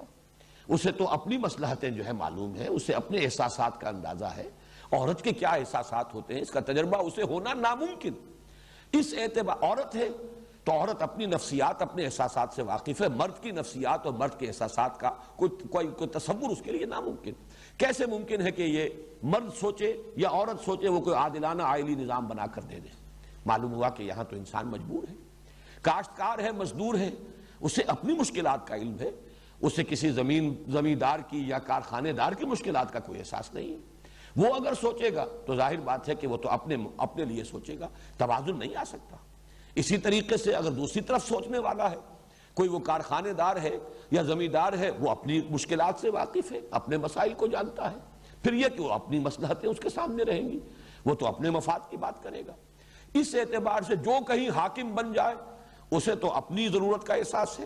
اپنی مصلحتیں اس کے سامنے ہیں، اس کے تقاضے اس پر ہیں۔ وہ عام آدمی کے احساسات کا اندازہ نہیں کر سکتا۔ عام آدمی کے اپنے احساسات ہیں، وہ آزادی چاہتا ہے، اس کے کیا کچھ تقاضے ہیں، اس کا اندازہ اس کو نہیں ہو رہا ہے کہ جو تخت پر بیٹھا ہوا ہے یا جس کے ہاتھ میں زمام کار ہے حکومت کی۔ اس اعتبار سے منطقی طور پر یہ ثابت ہوتا ہے کہ یہ جو نظام اجتماعی ہے یہ انسان کے بس میں نہیں ہے، یہ ناممکن ہے کہ ایک عادلانہ نظام اجتماعی جو ہے وہ انسان وجود میں لا سکے۔ اس کے لیے تو سوائے اس کے اور کوئی چارہ کار نہیں ہے کہ گھٹنے ٹیک کر دعا کی جائے، اہدنا الصراط المستقیم۔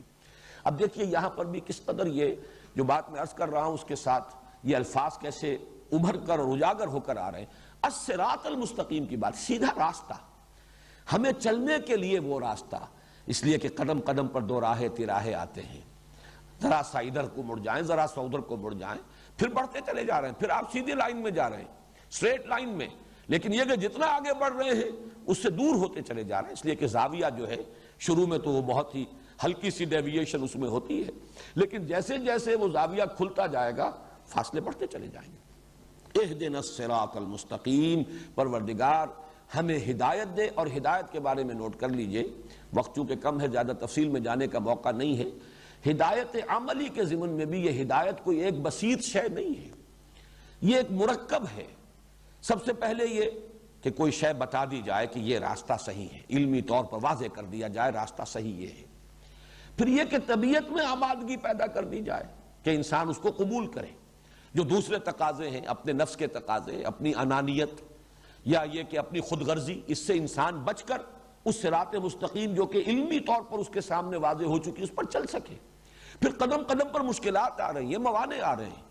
اس میں قوت ارادی کو تقویت کی ضرورت ہے کہ ہمیں وہ قوت ارادی مضبوط رہے کہ اس راستے پر انسان چل سکے۔ پھر آخری یہ ہے کہ اس پر اللہ تعالیٰ چلنا آسان کر دے، چلائے اور منزل مقصود تک پہنچا دے۔ اس لیے یہی لفظ جو آیا ہے اہل جنت کا جو ترانہ حمد ہوگا جب وہ جنت میں داخل ہوں گے، وہاں وہ لفظ ہدایت آیا ہے، الحمدللہ الذی ہدانا لہذا وما کننا لنہتدی لولا ان ہدانا اللہ۔ کل حمد کل شکر اس اللہ کو سزاوار ہے جس نے ہمیں یہاں تک پہنچایا، اور ہم ہرگز نہ پہنچ پاتے اگر اللہ ہمیں یہاں نہ پہنچاتا۔ یہاں ہدایت کا لفظ جو ہے پہنچانے کے معنی میں ہے کہ منزل تک پہنچا دینا۔ اس کو عام جو ہے وضاحت میں اس طرح کہا جاتا ہے کہ کوئی کسی سے راستہ پوچھ رہا ہو کہ مجھے فلاں جگہ جانا ہے، ایک شکل یہ آپ بتا دیجئے، ادھر سے ادھر جائیے، پھر وہ تیسری سڑک آئے گی، دائیں طرف مڑ جائیے، پھر یہ کہ ذرا گنیے کتنے کھمبے ہیں، پھر بائیں طرف مڑیے۔ یا امریکہ میں بتایا جاتا ہے اتنی لائٹس، اسٹریٹ لائٹس جو آتی ہیں، کراسنگز آتی ہیں، پھر اس سے ادھر جائیے۔ ایک تو یہ کہ بتا دیا گیا، ایک یہ ہے کہ آپ ساتھ چل پڑے اور اس مقام تک پہنچا دیا۔ تو ہدایت یہاں سے لے کر وہاں تک یہ لفظ ہدایت جو ہے کور کرتا ہے ان سارے مراحل کو۔ اس معنی میں جب بھی ہم کہیں اہدنا الصراط المستقیم تو پروردگار سیدھا راستہ ہم پر کھول دے، ذہناً، عقلاً، علماً۔ اے اللہ اس پر ہمیں چلنے کی توفیق عطا فرما، اس کے لیے مناسب قوت ارادی عطا فرما، اس کے لیے جو بھی موانع اور مشکلات ہیں ان سے نبردازمہ ہونے کی ہمت عطا فرما، اور پھر اے اللہ ہمیں اس منزل مراد تک جس کے لیے کہ قرآن مجید کا جو اصل لفظ ہے، جو اصطلاح ہے، وہ فلاح ہے، وہ سورہ بقرہ کے شروع ہی میں آ جائے گا، اولئک ھم المفلحون، فلاح وہ منزل مقصود ہے، وہاں تک ہمیں پہنچا۔ تو یہ ہے در حقیقت ہدایت، اہدنا الصراط المستقیم۔ اسی لیے صراط کے ساتھ پہلے آج دیکھا معجم المفہرس میں، جو میں نے کل بھی عرض کیا تھا کہ میری بہترین رفیق جو کتاب ہے مطالعہ قرآن کے ضمن میں، وہ معجم المفہرس ہے لالفاظ القرآن الحکیم، اس میں دیکھا کہ تقریباً 45 دفعہ قرآن مجید میں لفظ صراط آیا ہے، اور 32 یا 33 مرتبہ، اس میں کوئی ایک دو کا فرق ہو سکتا ہے، تیزی سے میں نے گنتی کی تھی، اس کے لیے جو ایڈجیکٹیو اور صفت آیا وہ مستقیم آیا۔ ویسے صراط السوی اور سوا صراط یہ الفاظ بھی آئے ہیں، لیکن یہ کہ کثرت کے ساتھ جو لفظ سیدھا راستہ،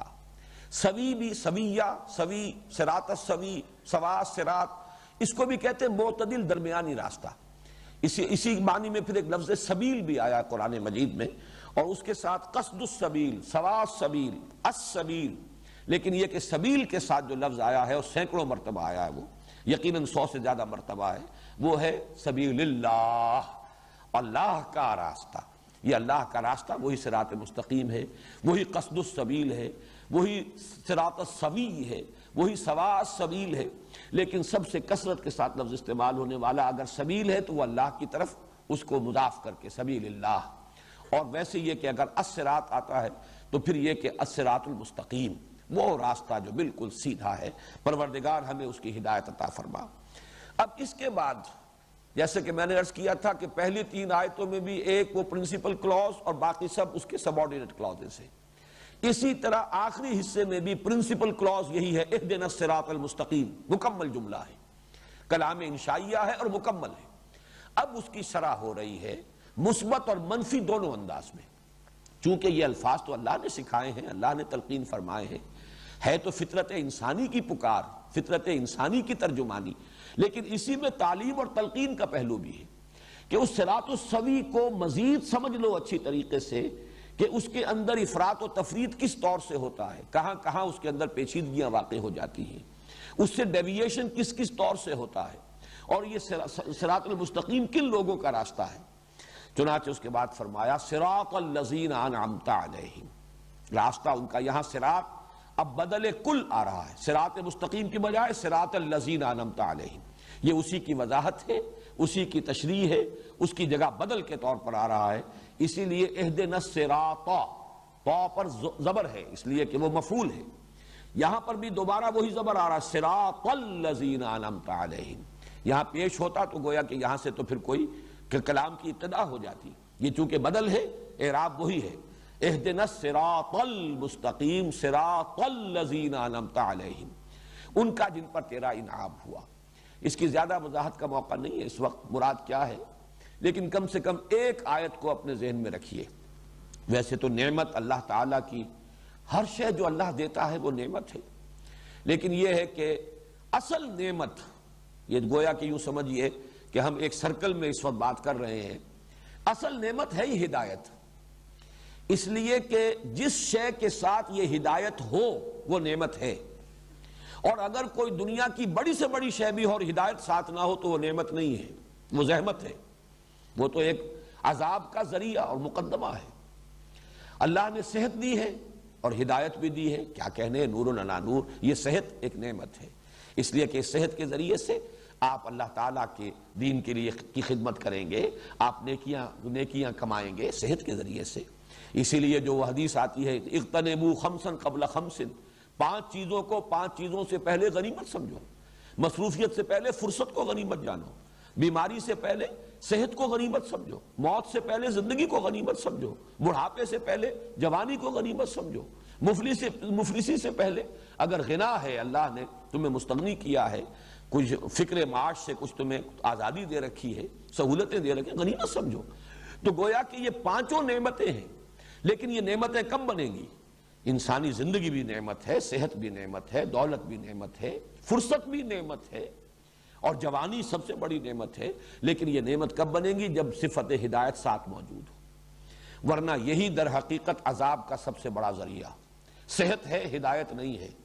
تو جرم کرے گا، عیاشیاں کرے گا، بدماشیاں کرے گا، ظلم کرے گا۔ اسی طریقے سے جوانی ہے ہدایت نہیں ہے، کیا کرے گا؟ کیا کچھ اس کے ذریعے سے کیا کمائی کرے گا جوانی کے ذریعے سے؟ یہ تمام فرصت ہے ہدایت نہیں ہے، کیا کرے گا؟ وہ تو پھر وہ آ جائے گے الفاظ کہ راس البطال دکان الشیطان، ایک بیکار آدمی کا دماغ جو ہے، اس کا سر وہ شیطان کی دکان بن جاتا ہے، اس لیے کہ فرصت ہے، اس فرصت میں اگر ہدایت نہیں ہے تو شیطانی منصوبے آئیں گے، شیطانی وسوسے آئیں گے، شیطانی اسکیمیں آئیں گی، اور آدمی جو ہے غلط کاموں کے اندر وقت جو ہے پیس ٹائم جو ہے وقت گزاری کے لیے غلط مشغلے اختیار کرے گا۔ تو یہ 5 چیزیں نعمت ہیں، اولاد بہت بڑی نعمت ہے، بشرطے کہ ہدایت ہو، آپ نے اس کی تربیت کی ہو اولاد کی، وہ صدقہ جاریہ ہے، ہمیشہ ہمیشہ کے لیے ان کے ذریعے سے جہاں بھی نیکی کا کوئی سلسلہ جاری ہوگا وہ آپ کے لیے ایک کمائی ہے کہ جس کا دروازہ کھل گیا ہے، اور آپ کے اکاؤنٹ کا جو ہے اس میں کریڈٹ جمع ہوتا چلا جائے گا۔ تو ہر چیز نعمت ہے بشرط ہدایت، اور بغیر ہدایت ہر شے زحمت ہے، پھر وہ رحمت نہیں، پھر وہ تو انسان کے لیے بجائے خیر کے شر ہے، بجائے بہتری کے اس کے اندر اس کے لیے ایک طرح کی مصیبت اور ایک طرح کا گویا کہ عذاب جو ہے پوٹینشلی وہ پنہا ہے۔ تو انعام سے مراد در حقیقت ہے ہی ہدایت، یعنی ان کا راستہ جن پر تیرا انعام ہوا، یعنی جن کو تو نے ہدایت عطا فرمائی۔ اور اس کے ضمن میں سورہ نساء کی آیت نمبر 69 یہ بڑی اہم ہے، اس لیے کہ جتنی وضاحت اس میں ہو گئی ہے اس کی، وہ واقعہ یہ ہے کہ قرآن مجید میں دوسرے مقامات پر اور کسی جگہ پر بھی اتنی جامع تشریح جو ہے موجود نہیں۔ من یطع اللہ والرسول، جو کوئی بھی اللہ اور اس کے رسول کی اطاعت پر کاربند ہو گیا، فاولئک مع الذین انعم اللہ علیہم من النبیین والصدیقین والشہداء والصالحین وحسن اولئک رفیقا۔ یہ 4 گروہ ہیں۔ یا اس آیت کا ترجمہ یہ ہے کہ جو کوئی بھی اللہ اور اس کے رسول کی اطاعت پر کاربند ہو گیا، وہ گویا کہ رفاقت حاصل کر لے گا، اسے معیت حاصل ہو جائے گی، اسے رفاقت میسر آئے گی ان کی جن پر اللہ کا انعام ہوا۔ اور وہ کون ہے؟ ٹاپ موسٹ نبیین، ان کے بعد دوسرے درجے پر صدیقین، تیسرے درجے پر شہداء اور چوتھے درجے پر صالحین۔ یہ ایک بڑی اہم آیت ہے یہ، اور یہ اصطلاحات جو ہے صدیقین اور شہداء، ان کا مفہوم کیا ہے اس وقت اس کے بارے میں کچھ عرض کرنے کا موقع نہیں ہے، لیکن یہ کہ بہرحال یہ 4 گروہ ہیں منعم علیہم اس آیہ مبارکہ کی روح سے۔ یہ در حقیقت درجے ہیں ہدایت کے، بلند ترین درجہ نبوت ہے، اس سے نیچے صدیقیت ہے، اس کے بعد درجہ شہادت ہے، اس کے بعد عام صالح اہل ایمان، صالح المومنین، یہ سب کے سب جو ہیں یہ منعم علیہم ہیں، جن کو کہ اللہ تعالیٰ کی ہدایت نصیب ہو گئی اور جو گویا کہ اللہ کے انعام یافتہ ہیں۔ تو صراط الذین انعمت علیہم غیر المغضوب علیہم ولا الضالین، یہ آخری آیت جو ہے یہ اپنی ترکیب نحوی کے اعتبار سے خاصی یعنی مشکلات القرآن میں سے ہے، اس کے بارے میں کچھ بات میں عرض کروں گا اگر وقت مل گیا، لیکن اس سے پہلے سمجھ لیجئے جو غیر ہیں، یعنی جو نہ تو مغضوب علیہم ہوئے،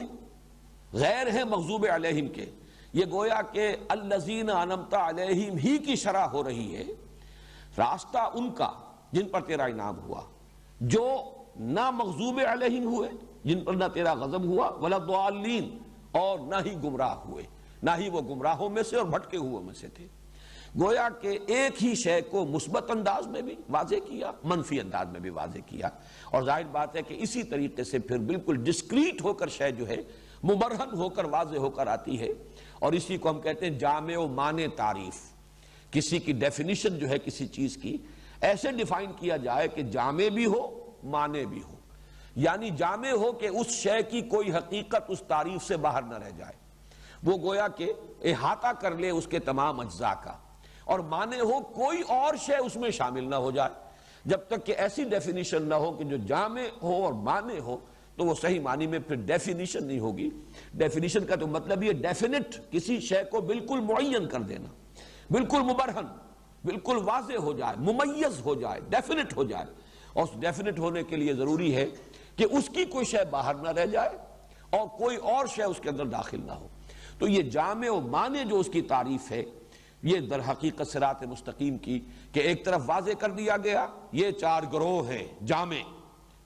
منعم علیہم، ان کے یہ 4 ہیں کہ جن کے اوپر گویا کہ انعام ہوا ہے اللہ کا، ایک اعتبار سے مثبت انداز میں جامع کر دیا۔ معنی اب 2 چیزیں نکال دی، غیر المغضوب علیہم ولا الضالین، جو نہ مغضوب ہوئے اور نہ گمراہ ہوئے۔ اس سے مراد کیا ہے؟ غضب جو ہے اللہ تعالیٰ کا غصہ، اللہ کا عذاب، اللہ تعالیٰ کی طرف سے پکڑ شدید، یہ غضب کا لفظ آتا ہے، غضبان، میں نے کل بھی عرض کیا تھا، غضبناک ہو جانا، خشمناک ہو جانا، کسی شے پر غصہ آ جانا، یہ ہے غضب کا مفہوم۔ مغضوب علیہم، اب اس لفظ کو اگر عام رکھیں گے تو ظاہر بات ہے کہ اللہ تعالیٰ کے غضب کی بہت سی صورتیں ہیں، اور بہت سی قوموں کے اوپر اللہ کا غضب نازل ہوا ہے، بہت سی قومیں ہیں کہ جو دنیا میں ہلاک کر دی گئی، ان پر اللہ کا غضب آیا، اللہ کا عذاب آیا، قوم نوح اور قوم ہود اور قوم صالح اور قوم لوط اور قوم شعیب، یہ سب مغضوب علیہم ہیں۔ لیکن یہ ہے کہ قرآن مجید کے نزول کے وقت، اور خاص طور پر اب چونکہ اس کے ساتھ نبوت ختم ہو رہی تھی، اس معنی میں وہ اللہ کا غضب جو پہلے ایسی قوموں پر نازل ہوتا رہا کہ جن کی طرف رسول بھیجے گئے اور انہوں نے رسولوں کی دعوت کو رد کر دیا، اور اس کے نتیجے میں وہ نسیم منسیہ کر دیے گئے، کَأَلَّمْ يَغْنَوْا فِيهَا، ایسے ہو گئے جیسے تھے ہی نہیں۔ اب یہ شے ریپیٹ نہیں ہوگی محمد الرسول اللہ کے بعد صلی اللہ علیہ وسلم، اس لیے کہ نبوت کا دروازہ بند۔ اس درجے میں اب وہ غضب اللہ کا نہیں آئے گا، اس لیے کہ اس درجے میں اتمام حجت کا امکان نہیں۔ وَمَا كُنَّا مُعَذِّبِينَ حَتَّى نَبْعَثَ رَسُولًا، ہم عذاب کبھی بھی نہیں بھیجتے رہے جب تک کہ رسول نہیں بھیج لیتے تھے۔ رسول کو بھیج دیا، حق مبرہن ہو گیا، دودھ کا دودھ پانی کا پانی ہو گیا، کوئی اشتباہ نہیں رہا، کوئی شک و شبے کی گنجائش نہیں رہی۔ پھر بھی اگر کوئی غلط راستے پر مصر ہے تو عذاب الہی کا کوڑا جو ہے اس کی پیٹھ پر برسے کا، وہ مستحق ہے، اب کسی رعایت کا مستحق نہیں رہا۔ اب گویا کہ عذاب استیصال جو ہے کَأَلَّمْ يَغْنَوْا فِيهَا، ایسے ہو گئے جیسے تھے ہی نہیں۔ لَا يُرَىٰ إِلَّا مَسَاكِنُهُمْ، اب ان کے مسکن نظر آ رہے ہیں، محل نظر آ رہے ہیں، بسنے والے کہیں نظر نہیں آتے، ان کا نام و نشان ختم ہو گیا۔ کہیں کہا جاتا ہے قُطِعَ دَابِرُ الْقَوْمِ الَّذِينَ ظَلَمُوا، ان کی جڑ کاٹ دی گئی۔ استیصال کہتے ہیں اسی کو، اصل کہتے ہیں جڑ۔ استیصال جڑ سے کسی شے کو اکھیڑ دینا، یہ استیصال ہوگا۔ اس لیے کہ اگر درخت کا یا پودے کی جڑ برقرار رہے، آپ نے اوپر سے تنا کاٹ دیا تو پھر شاید یہ درخت جو ہے پروان چڑھ جائے، پھر ابھر جائے، پھر اس کے اندر برگ و بار آ جائیں۔ جڑ سے اکھیڑ دیا تو ختم ہوا۔ یہ عذاب اب نہیں آئے گا۔ مغضوب علیہم کی یہ شکل جو ہے اب حضور صلی اللہ علیہ وسلم کے بعد کسی قوم کے لیے نہیں۔ ایک استثناء ہے اس میں، وہ استثناء ہے یہود، اس لیے کہ وہ اس غضب کے مستحق ہو چکے تھے۔ حضرت مسیح علیہ السلام ان کی طرف رسول بنا کر بھیجے گئے، رسولا الی بنی اسرائیل، اور انہوں نے ان کو نہ صرف یہ کہ ان کی دعوت قبول نہیں کی، بلکہ واقعہ یہ ہے کہ جتنی گستاخی انہوں نے کی ہے اللہ کے کسی رسول کے ساتھ، اور جس درجے میں کہ انہوں نے اقدام کیا ہے اللہ کے رسول کے خلاف، شاید دنیا میں اس کی مثال نہ ہو۔ حضرت نوح پر بھی کوئی، جس کو کہا جاتا ہے کوئی اقدام ایسا ان کی قوم نے نہیں کیا تھا کہ ان کو قتل کرنے کے درپے ہو گئے۔ استہزاء ہوا ہے، تمسخر ہوا ہے، مذاق اڑا ہے، لیکن یہ کہ جیسے کہ حضرت مسیح کو ولد الزنا قرار دے کر، اور پھر یہ کہ وہ جادوگر قرار دے کر، مرتد قرار دے کر، واجب القتل قرار دے کر، اور پھر واقعتاً اپنی حد تک تو سولی پر چڑھا دینا، اب اس سے آگے تو کوئی معاملہ نہیں ہو سکتا کسی کے کفر اور عناد کا۔ انہوں نے تو اپنے طور پر تو سولی پر چڑھا دیا، یہ دوسری بات ہے اللہ نے انہیں زندہ اٹھا لیا۔ اس اعتبار سے مستحق تو ہو چکے ہیں، لیکن ابھی ایگزیکیوشن نہیں ہوئی ہے، ابھی اس عذاب کی ان کے اوپر تنفیذ نہیں ہوئی ہے۔ وہ سینٹنس تو پاس ہو چکا ہے، لیکن ابھی اس کی ایگزیکیوشن ہونی ہے، لہذا اس پر تقریباً تمام مفسرین کا اتفاق ہے کہ مغضوب علیہم سے مراد یہاں پر یہود ہے، اور قرآن مجید سے اس کے شواہد موجود ہیں۔ چنانچہ یہ لفظ آتا ہے سورہ بقرہ میں 2 مرتبہ آیا بنی اسرائیل کے لیے، آیت نمبر 61،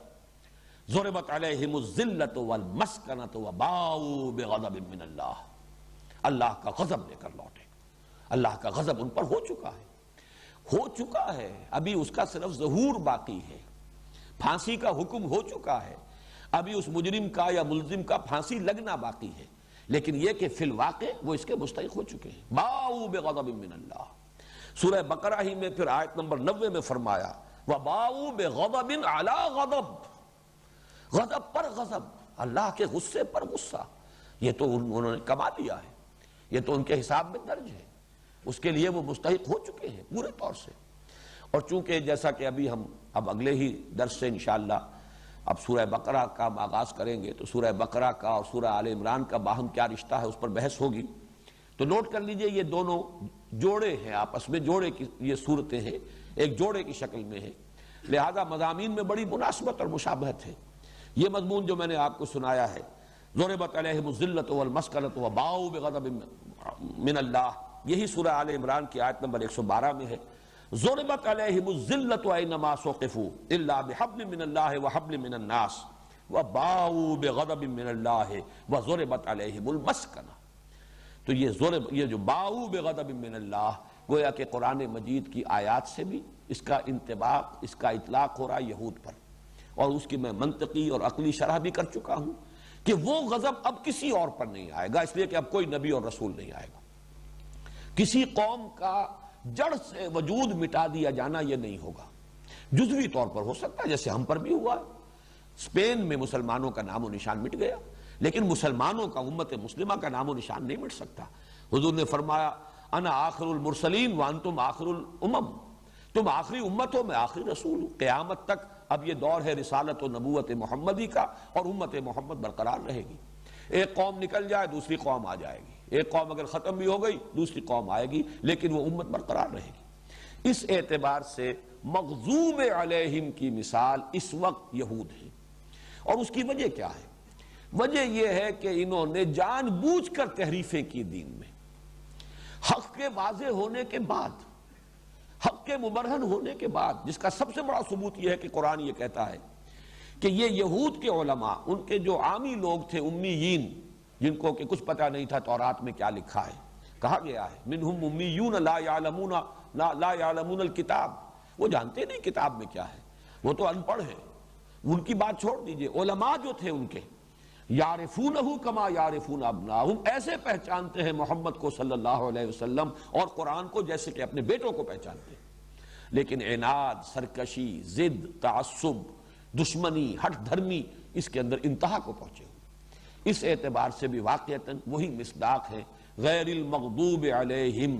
جو مغضوب علیہم نہیں ہوئے، وہ منعم علیہم، گویا کہ انہی کی مزید شرح ہو رہی ہے، ان کے لیے وضاحت کی جا رہی ہے، تصویر کا دوسرا رخ دکھایا جا رہا ہے نفی کے ساتھ، جو مغضوب علیہم نہیں ہوئے، ولا الضالین، اور نہ ہی گمراہ۔ یہ ضال کا لفظ جو ہے البتہ یہ ذرا بہت سے اگرچہ اس کے مفہوم ہیں اور بہت وسیع یہ اپنے مفاہیم کا حامل لفظ ہے، اس لیے کہ ضال جو ہے، ضاد لام لام ضلہ، یہ لفظ آ جاتا ہے کسی غفلت کی وجہ سے انسان راستہ بھول جائے، بھٹک جائے۔ پھر یہ لفظ اس طرح بھی آ جاتا ہے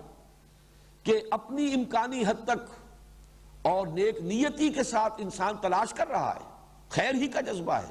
لیکن کہیں عدم توازن کا شکار ہو جائے۔ پھر یہ لفظ اس معنی میں بھی آتا ہے کسی شخص پر کوئی ایسا غلبہ ہو جائے کسی ایک جذبے کا، خلوص کے ساتھ، کسی کی محبت ہے، جسے ہم کہتے ہیں محبت میں دیوانہ ہو جانا، اس کے لیے بھی لفظ آتا ضال۔ کسی کے اوپر کوئی خیال ایسا مسلط ہو جائے کہ بہت سے دوسرے جو خیالات ہیں وہ وہاں سے ایلیمنیٹ ہو جائیں۔ یہ جیسے کہ حضرت یعقوب کے بارے میں ان کے بیٹوں نے یہ کہا، جب انہوں نے پھر کہا، حضرت یوسف کا ذکر کیا، تاللہ انک لفی ضلالک القدیم، ابا جان آپ تو اپنی اسی پرانے خیال میں ہیں، آپ تو اپنی اسی پرانی، اب اسے ہم کہہ سکتے ہیں دیوانہ پن میں ہیں، دیوانگی میں ہیں، یعنی آپ پر یوسف کی محبت کا غلبہ اتنا شدید ہو گیا ہے کہ آپ بس اسی کے بارے میں سوچتے رہتے ہیں، حقائق کو نہیں دیکھتے۔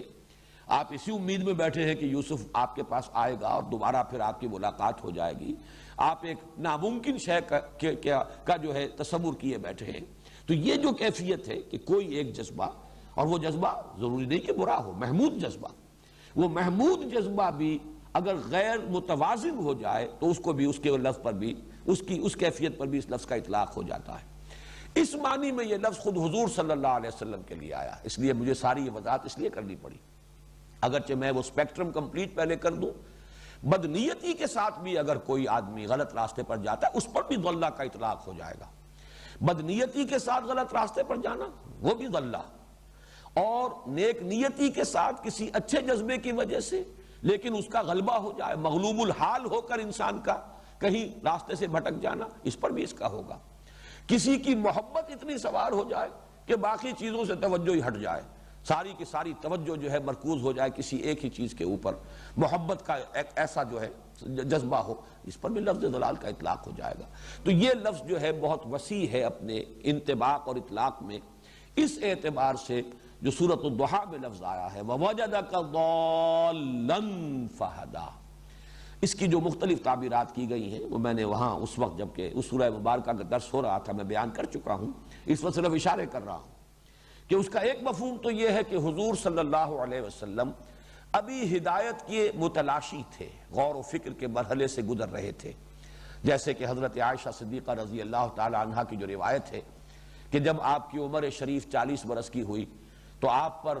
غلبہ ہو گیا، خلوت گزینی آپ کو محبوب ہو گئی، فَكَانَ يَخْلُو بِغَارِ حِرَا يَتَحَنَّسُ فِيهِ، کئی کئی دن کئی کئی راتیں مسلسل وہاں قیام ہے، اور پھر شارحین حدیث کہتے ہیں کہ کیا کرتے تھے آپ وہاں؟ کوئی عبادت، کوئی نماز، ابھی تو جبرائیل سے ملاقات نہیں ہوئی، نماز آپ کو سکھائی نہیں گئی، کیا کرتے تھے؟ تو کان صفت و تعبدہ فی غار حرا التفکر والاعتبار، غور و فکر، سوچ بچار، مشاہدہ، یہ کیا ہو رہا ہے، حالات کتنے بگڑے ہوئے ہیں، کیا یہ حالات بھی کبھی صحیح ہو سکیں گے؟ اخلاق کی کس پستی میں معاشرہ گرا ہوا ہے، کیا یہ اس دلدل سے نکل سکیں گے؟ یہ شرک اور یہ بت پرستی جو ہو رہی ہے، یہ ساری کیفیات، اور پھر اصل ہدایت کے لیے ایک طلب اور اس کی ایک بے چینی، ایک کیفیت جو تھی آپ کے اندر، اس کو ضال سے تعبیر کیا، وَوَجَدَكَ ضَالًّا فَهَدَىٰ۔ اب دیکھیے ہدایت کے لفظ کے ساتھ جڑ گیا، متلاشی تھے حقیقت کے اور ہدایت کے لیے کوشاں تھے، اللہ نے ہدایت دے دی، دروازے کھلے اور پردے اٹھے، حجابات اٹھے، خطاب شروع ہوا، افلاک سے آتا ہے نالوں کا جواب آخر، کرتے ہیں خطاب آخر، اٹھتے ہیں حجاب آخر۔ یہ ہے لفظ ضال۔ بعض حضرات نے اس کی تشریح کی ہے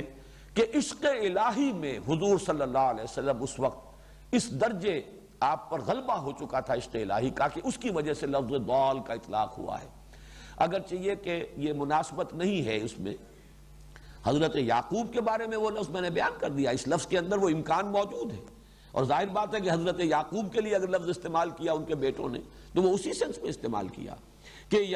یوسف کی محبت جو ہے اس درجے آپ پر چھا چکی ہے کہ بس آپ کو اور کسی چیز کا دھیان ہی نہیں ہے، فکر ہی نہیں ہے، آپ اسی اپنے خیال میں ضلالک القدیم، اسی میں آپ مبتلا ہیں۔ لیکن حضور کے لیے جو فرمایا تو وہ در حقیقت دوسرا مفہوم اس کے اوپر منطبق نہیں ہوتا، اس لیے کہ فہدا کا لفظ آیا ہے، وَوَجَدَكَ ضَالًّا فَهَدَىٰ، پایا آپ کو کہ آپ تلاش حقیقت میں سرگرداں تھے۔ اب آپ دیکھیے کہ دنیا سے ایک بے رغبتی ہو گئی ہے، ظاہر بات ہے کاروبار آپ کرتے تھے اس سے بھی دل اچاٹ ہوا ہے، گھر میں اہلیہ موجود ہیں، بیوی ہے بہت محبت کرنے والی، جان چھڑکنے والی، اب ان کو بھی چھوڑ کر کئی کئی رات جو ہیں جا کر غار حرا میں آپ قیام فرما رہے ہیں، تو گویا کہ وہ اس درجے تلاش حقیقت کی سرگردانی جو ہے اس درجے آپ پر آ چکی جس کے لیے لفظ دلال آیا، وَوَجَدَكَ ضَالًّا فَهَدَىٰ۔ البتہ یہ کہ سورہ فاتحہ میں جو لفظ آیا ہے تو اگر مغضوب علیہم سے مراد یہود ہیں تو ضالین سے مراد کون ہے تعین کے ساتھ؟ اس پر تقریباً اجماع ہے کہ اس سے مراد نصارہ ہے، پیروان حضرت مسیح علیہ السلام، اس لیے کہ آپ کے جو پیرو تھے ان کے اندر ایک غلبہ ہوا ہے زہد کا، جیسے کہ صحابہ کرام میں سے حضرت ابو ذر پر زہد کا غلبہ تھا، اور وہ یعنی زہد اس انتہا کو پہنچا ہوا، اسی لیے حضور نے خود تشبیہ دی ہے کہ من کان یسرہ ان ینظر الی زہد عیسیٰ فلینظر الی صاحبی ابی ذر، اگر کسی کو عیسیٰ کا زہد اپنی آنکھوں سے دیکھنا ہو تو میرے ساتھی میرے دوست ابو ذر کو دیکھ لے۔ تو حضرت عیسیٰ کا وہ مزاج جو ہے آپ کے جو حواریین تھے، پھر آپ کے شاگرد، پھر ان کی شاگردوں کے شاگرد، یہ جو سلسلہ آپ کا چلا نصارہ کا، ان کے اندر اس زہد کا غلبہ تھا، اس میں وہ متوازن کیفیت جو ہے کہ دنیا کا معاملہ بھی ہے اور حقوق ہیں دنیا میں، انسانی حقوق ہیں، ان کو بھی ادا کرنا، وہ جس درجے ہونا چاہیے تھا نہیں رہا۔ اسی طریقے سے رہبانیت کی جو انہوں نے بدعت ایجاد کی، یہ سورہ حدید کے اندر یہ مضمون آیا ہے، وَرَهْبَانِيَّةً ابْتَدَعُوهَا، یہ انہوں نے خود گھڑ لیا،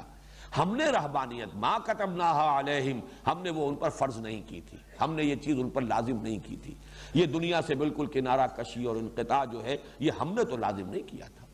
إِلَّا ابْتِغَاءَ رِضْوَانِ اللَّهِ، یہ ذرا تفصیلی اعتبار سے ذرا مشکل مقام ہے کہ اس کے دونوں مفہوم ہیں۔ انہوں نے جو کیا تو اسی لیے کیا کہ وہ اللہ کو راضی کرنا چاہتے تھے، ظاہر بات ہے ترک دنیا جو ہے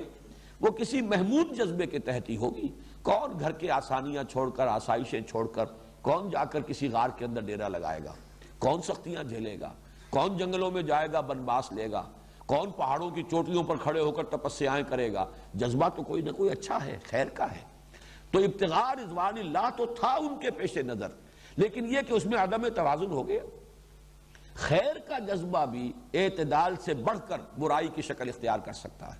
اس لیے تو ہم کہتے ہیں کہ حضور صلی اللہ علیہ وسلم کا اسوہ جو ہے ہمارے لیے، اس لیے کہ معتدل اور متوازن ایک شخصیت جس کے اندر وہ نیکی کے جذبات بھی مختلف اعتبارات سے جو اس کے تقاضے ہیں وہ سمو دیے گئے ہو، توازن کے ساتھ، اعتدال کے ساتھ، وہ اسوہ ہے محمد الرسول اللہ صلی اللہ علیہ وسلم کا لقد کان لکم فی رسول اللہ اسوۃ حسنہ. شادیاں بھی کی ہے، ازواج مطہرات سے آپ کو محبت تھی، آپ ان کا حق ادا کرتے تھے، دلجوئی کرتے تھے، شفقت فرماتے تھے، آپ صاحب اولاد تھے،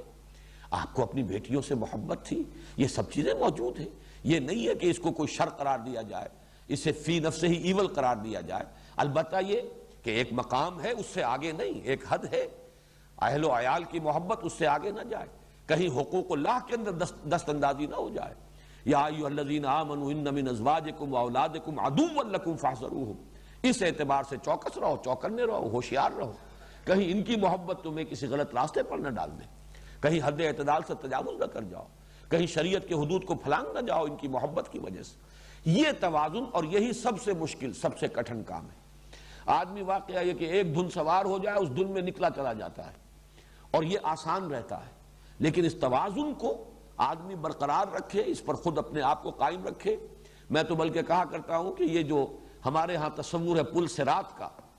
کہ یہ بال سے زیادہ باریک اور تلوار کی دھار سے زیادہ تیز راستہ ہے جس پر سے گزرنا ہوگا، اس دنیا میں بھی اعتدال اور توازن کا راستہ جو اتنا ہی باریک ہے، اتنا ہی کٹھن ہے. تمام تقاضوں کو سمونا ایک توازن کے ساتھ مشکل ہے. بہرحال ضالین کے بارے میں صراحت ہے کہ یہ نصارہ حضرت مسیح علیہ السلام کے حواریین اور ان کی امت، انہوں نے جو ترک دنیا کی شکل اختیار کی ہے، جو ایک جذبہ محمود کے تحت تھا. بہرحال اس آیت مبارکہ میں الا ابتغاء رضوان اللہ کا ایک مفہوم یہ بھی لیا گیا ہے کہ ما کتبناها علیہم الا ابتغاء رضوان اللہ. ہم نے کوئی شے لازم نہیں کی تھی ان پر سوائے اس کے کہ وہ اللہ کی رضا کے متلاشی ہوں. لیکن اللہ کے رضا کی تلاش میں دنیا سے قطع تعلق کرنا یہ ہم نے ان پر فرض نہیں کیا تھا. لیکن یہ کہ یہ ایک مثال ہے کہ نیک نیتی سے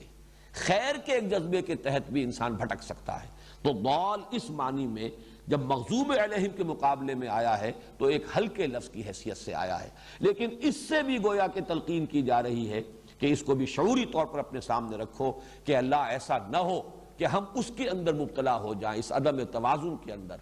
اور جو اعتدال ہے دین کا، شریعت محمدی کا، یا سواء السبیل صراط مستقیم کا، وہ ہمارے کہیں ہاتھ سے اس کا دامن چھوٹ جائے تو غیر المغضوب علیہم ولا الضالین ان دونوں کو بھی سامنے رکھ دیا گیا. منعم علیہم انبیاء، صدیقین، شہداء، صالحین. تمام انبیاء آ جائیں گے، ان کے حواریین، ان کے ساتھی، ان کے صحابہ، ان کے جانشین، ان کے صدیقین، ان کے شہداء. پھر یہ کہ غیر المغضوب علیہم، پیچھے تمام وہ اقوام جو ہلاک کی گئی، عذاب استیصال آیا. لیکن یہ کہ اب دنیا میں اس کی مثال وہ یہود ہیں جن پر وہ عذاب ابھی آنا باقی ہے. کوئی اور قوم اس عذاب استیصال کا اب نوالا نہیں بنے گی، اس لیے کہ نبوت اور رسالت کا سلسلہ منقطع ہو چکا. اسی طریقے سے ضالین، اس کی بہت سی شکلیں ممکن ہیں. لیکن یہ کہ جو اس وقت اہل کتاب کے دو گروہ موجود ہیں ہمارے سامنے نشان عبرت کے طور پر، ان میں اس کی مثال نصارہ ہے کہ انہوں نے رہبانیت کی بدعت ایجاد کی. ایک اچھے جذبے اور نیکی کے جذبے کے تحت انہوں نے ایک غیر معتدل روش اختیار کی، جس کی وجہ سے پھر وہ بھٹک گئے اور وہ سواء السبیل صراط مستقیم جو ہے اس کا دامن ان کے ہاتھ سے چھوٹ گیا. اب میں آخری بات عرض کر رہا ہوں آپ سے، اور وہ یہ ہے کہ اس میں جو اشکال ہے ترجمے کا اس آخری آیت کے ضمن میں، اس کی وضاحت کر دوں. شاہ عبد القادر رحمۃ اللہ علیہ اور انہی کے تتبع میں شیخ الہند رحمۃ اللہ علیہ مولانا محمود حسن، اس لیے کہ انہوں نے تو صاف لکھا ہے کہ میں نے کوئی ترجمہ از خود نہیں کیا ہے، بلکہ شاہ عبد القادر صحیح کا جو ترجمہ تھا رحمہ اللہ، میں نے اس کو جو 100 برس میں زبان کا ایڈیم تبدیل ہو گیا ہے، محاورہ بدل گیا، صرف میں نے محاورہ بدلا ہے. اور انگریزی تراجم میں عبداللہ یوسف علی نے اور علامہ محمد اسد نے جو ایک نیا ترجمہ کیا ہے، ان چار کا ذکر جو ہے وہ حافظ احمد یار صاحب نے کیا ہے، اور میں انہی کے حوالے سے آپ کو بتا رہا ہوں. انہوں نے تو ترجمہ یہ کیا ہے کہ غیر المغضوب علیہم میں جو غیر ہے اور مجرور ہے، رے کے نیچے زیر ہے، تو یہ در حقیقت الذین کا بدل ہے. صراط الذین انعمت علیہم غیر المغضوب، گویا کہ الذین ہی کی وضاحت ہو رہی ہے، راستہ ان کا جن پر تیرا انعام ہوا، جو نہ مغضوب ہوئے اور نہ ضالین، نہ ہی گمراہ، نہ بھٹکے ہوئے. یہ گویا کہ انہی کی شرح ہو رہی ہے. لیکن جو اکثر تراجم ہیں ہمارے، انہوں نے اس کا ترجمہ کیا ہے راستہ ان کا جن پر تیرا انعام ہوا، نہ راستہ ان کا جو کہ مغضوب ہوئے، نہ راستہ ان کا جو بھٹک گئے۔ تو یہ راستے کی تکرار جو آتی ہے اس کی دو ہی شکلیں ممکن ہیں، یا تو غیر پر اگر زبر ہو، کیونکہ یہ بھی ایک قرات ہے جو ہمارے ہاں عام طور پر سب سے زیادہ جو مقبول ہے قرات، وہ تو حفص کی روایت ہے، اس میں غیرے ہے جو ہم پڑھتے ہیں، لیکن یہ کہ کچھ شاذ جو ہے قرات کی ایک روایت غیرہ بھی ہے، غیر المغضوب علیہم۔ اگر زبر ہو تو یہ صراط کا بدل ہو جائے گا، پھر ترجمہ وہ صحیح ہوگا کہ جو عام طور پر کیا جاتا ہے، راستہ ان کا جن پر تیرا انعام ہوا، نہ راستہ ان کا جو مغضوب علیہم ہوئے، نہ راستہ ان کا جو ضالین ہوئے، جو بھٹک گئے۔ ایک اور امکانی صورت، چونکہ ان حضرات کے علاوہ تقریباً سب نے ترجمہ یہ کیا ہے، تو اس کی کوئی توجیہ جو ہے کیا ہے، تفصیل سے تو کسی نے بیان کی ہو میرے علم میں نہیں ہے،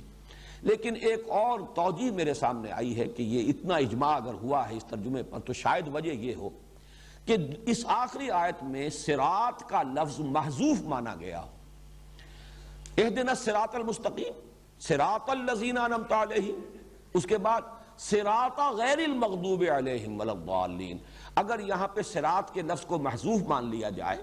تو پھر غیر جو ہے یہ اس کا مضاف الیہ بن جائے گا، اور مضاف الیہ ہونے کی صورت سے وہ روایت حفص میں اس کا مجرور ہونا بھی برقرار رہے گا، اور ترجمہ بھی وہ ہو جائے گا جو ترجمہ کے عام طور پر مترجمین نے کیا ہے۔ ویسے معنی کے اعتبار سے کوئی فرق نہیں ہے، صرف ترجموں میں چونکہ یہ فرق آتا ہے اس کی وجہ سے کوئی اشکال پیدا ہو سکتا ہے ذہنوں میں، اس لیے اس کی وضاحت کر دی ہے کہ یہ دو ہی امکانات ہیں، یا صراط کا بدل مانا جائے، تو اگر صراط کو یہاں پر محذوف نہ مانا جائے تو غیر پر زبر آئے گی، پھر غیر المغضوب علیہم ولا الضالین، گویا کہ یہ صراط کا بدل ہے، اور اگر اس کو زیر ہی مانا جائے پھر بھی ترجمہ یہ کیا جائے تو صراط کے لفظ کو محذوف مان لیا جائے، صراط الذین انعمت علیہم، صراط غیر المغضوب علیہم ولا الضالین، یہ دو امکانات ہیں۔ اب آخری بات ہے، اس سورہ مبارکہ کے اختتام پر آمین کہنا یہ سنت ہے، لیکن یہ آمین قرآن کا جز نہیں، اس لیے لکھا نہیں جاتا، لیکن یہ کہ اس کو کہنا، بس فرق پھر وہی ہو جائے گا، جہری کہیں یا سری کہیں، آمین بالجہر یا آمین بالسر، یہ پھر اختلاف ہے، لیکن کہنا ضروری ہے۔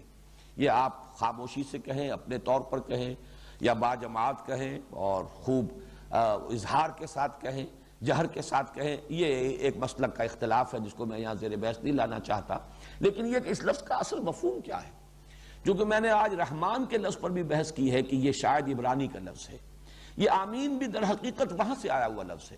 اس لیے کہ آپ نے عیسائیوں کے ہاں بھی دیکھا ہوگا کہ ان کی بھی جو لارڈس پریئر ہے اس کے اختتام پر آمین وہ یہ الفاظ کہتے ہیں، یہ تو معلوم یہ ہوا کہ یہ لفظ بھی در حقیقت قدیم ہے، یہ صرف عرب لفظ ہوتا تو یہ ان لوگوں کے ہاں اس کا استعمال نہ ہوتا۔ اور امن کا مادہ چونکہ یہی ہے کسی چیز کی تائید،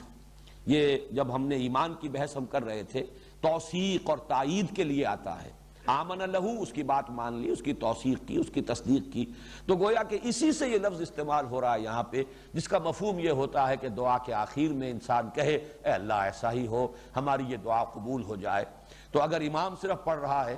اور اگر ہم یہ سمجھے کہ قراءۃ الامام قراءۃ المقتدی، مقتدی کے لیے بھی قراءت ہو گئی، کم سے کم جہری کی حد تک تو میں اس کو مانتا ہوں، لیکن پھر بھی یہ کہ اپنے چاہے دل ہی میں آمین کا لفظ ضرور کہنا چاہیے، یہ گویا کہ نبی اکرم صلی اللہ علیہ وسلم کی سنت، اور اس دعا کے ساتھ اس کا جو ایک معنوی ربط ہے، گویا کہ پھر ہم اس پوری قراءت کے اندر شریک ہو گئے اگر ہم نے صرف لفظ آمین بھی خود ادا کر لیا۔ بارک اللہ لی ولکم فی القرآن العظیم ونفعنی وإیاکم بالآیات والذکر الحکیم۔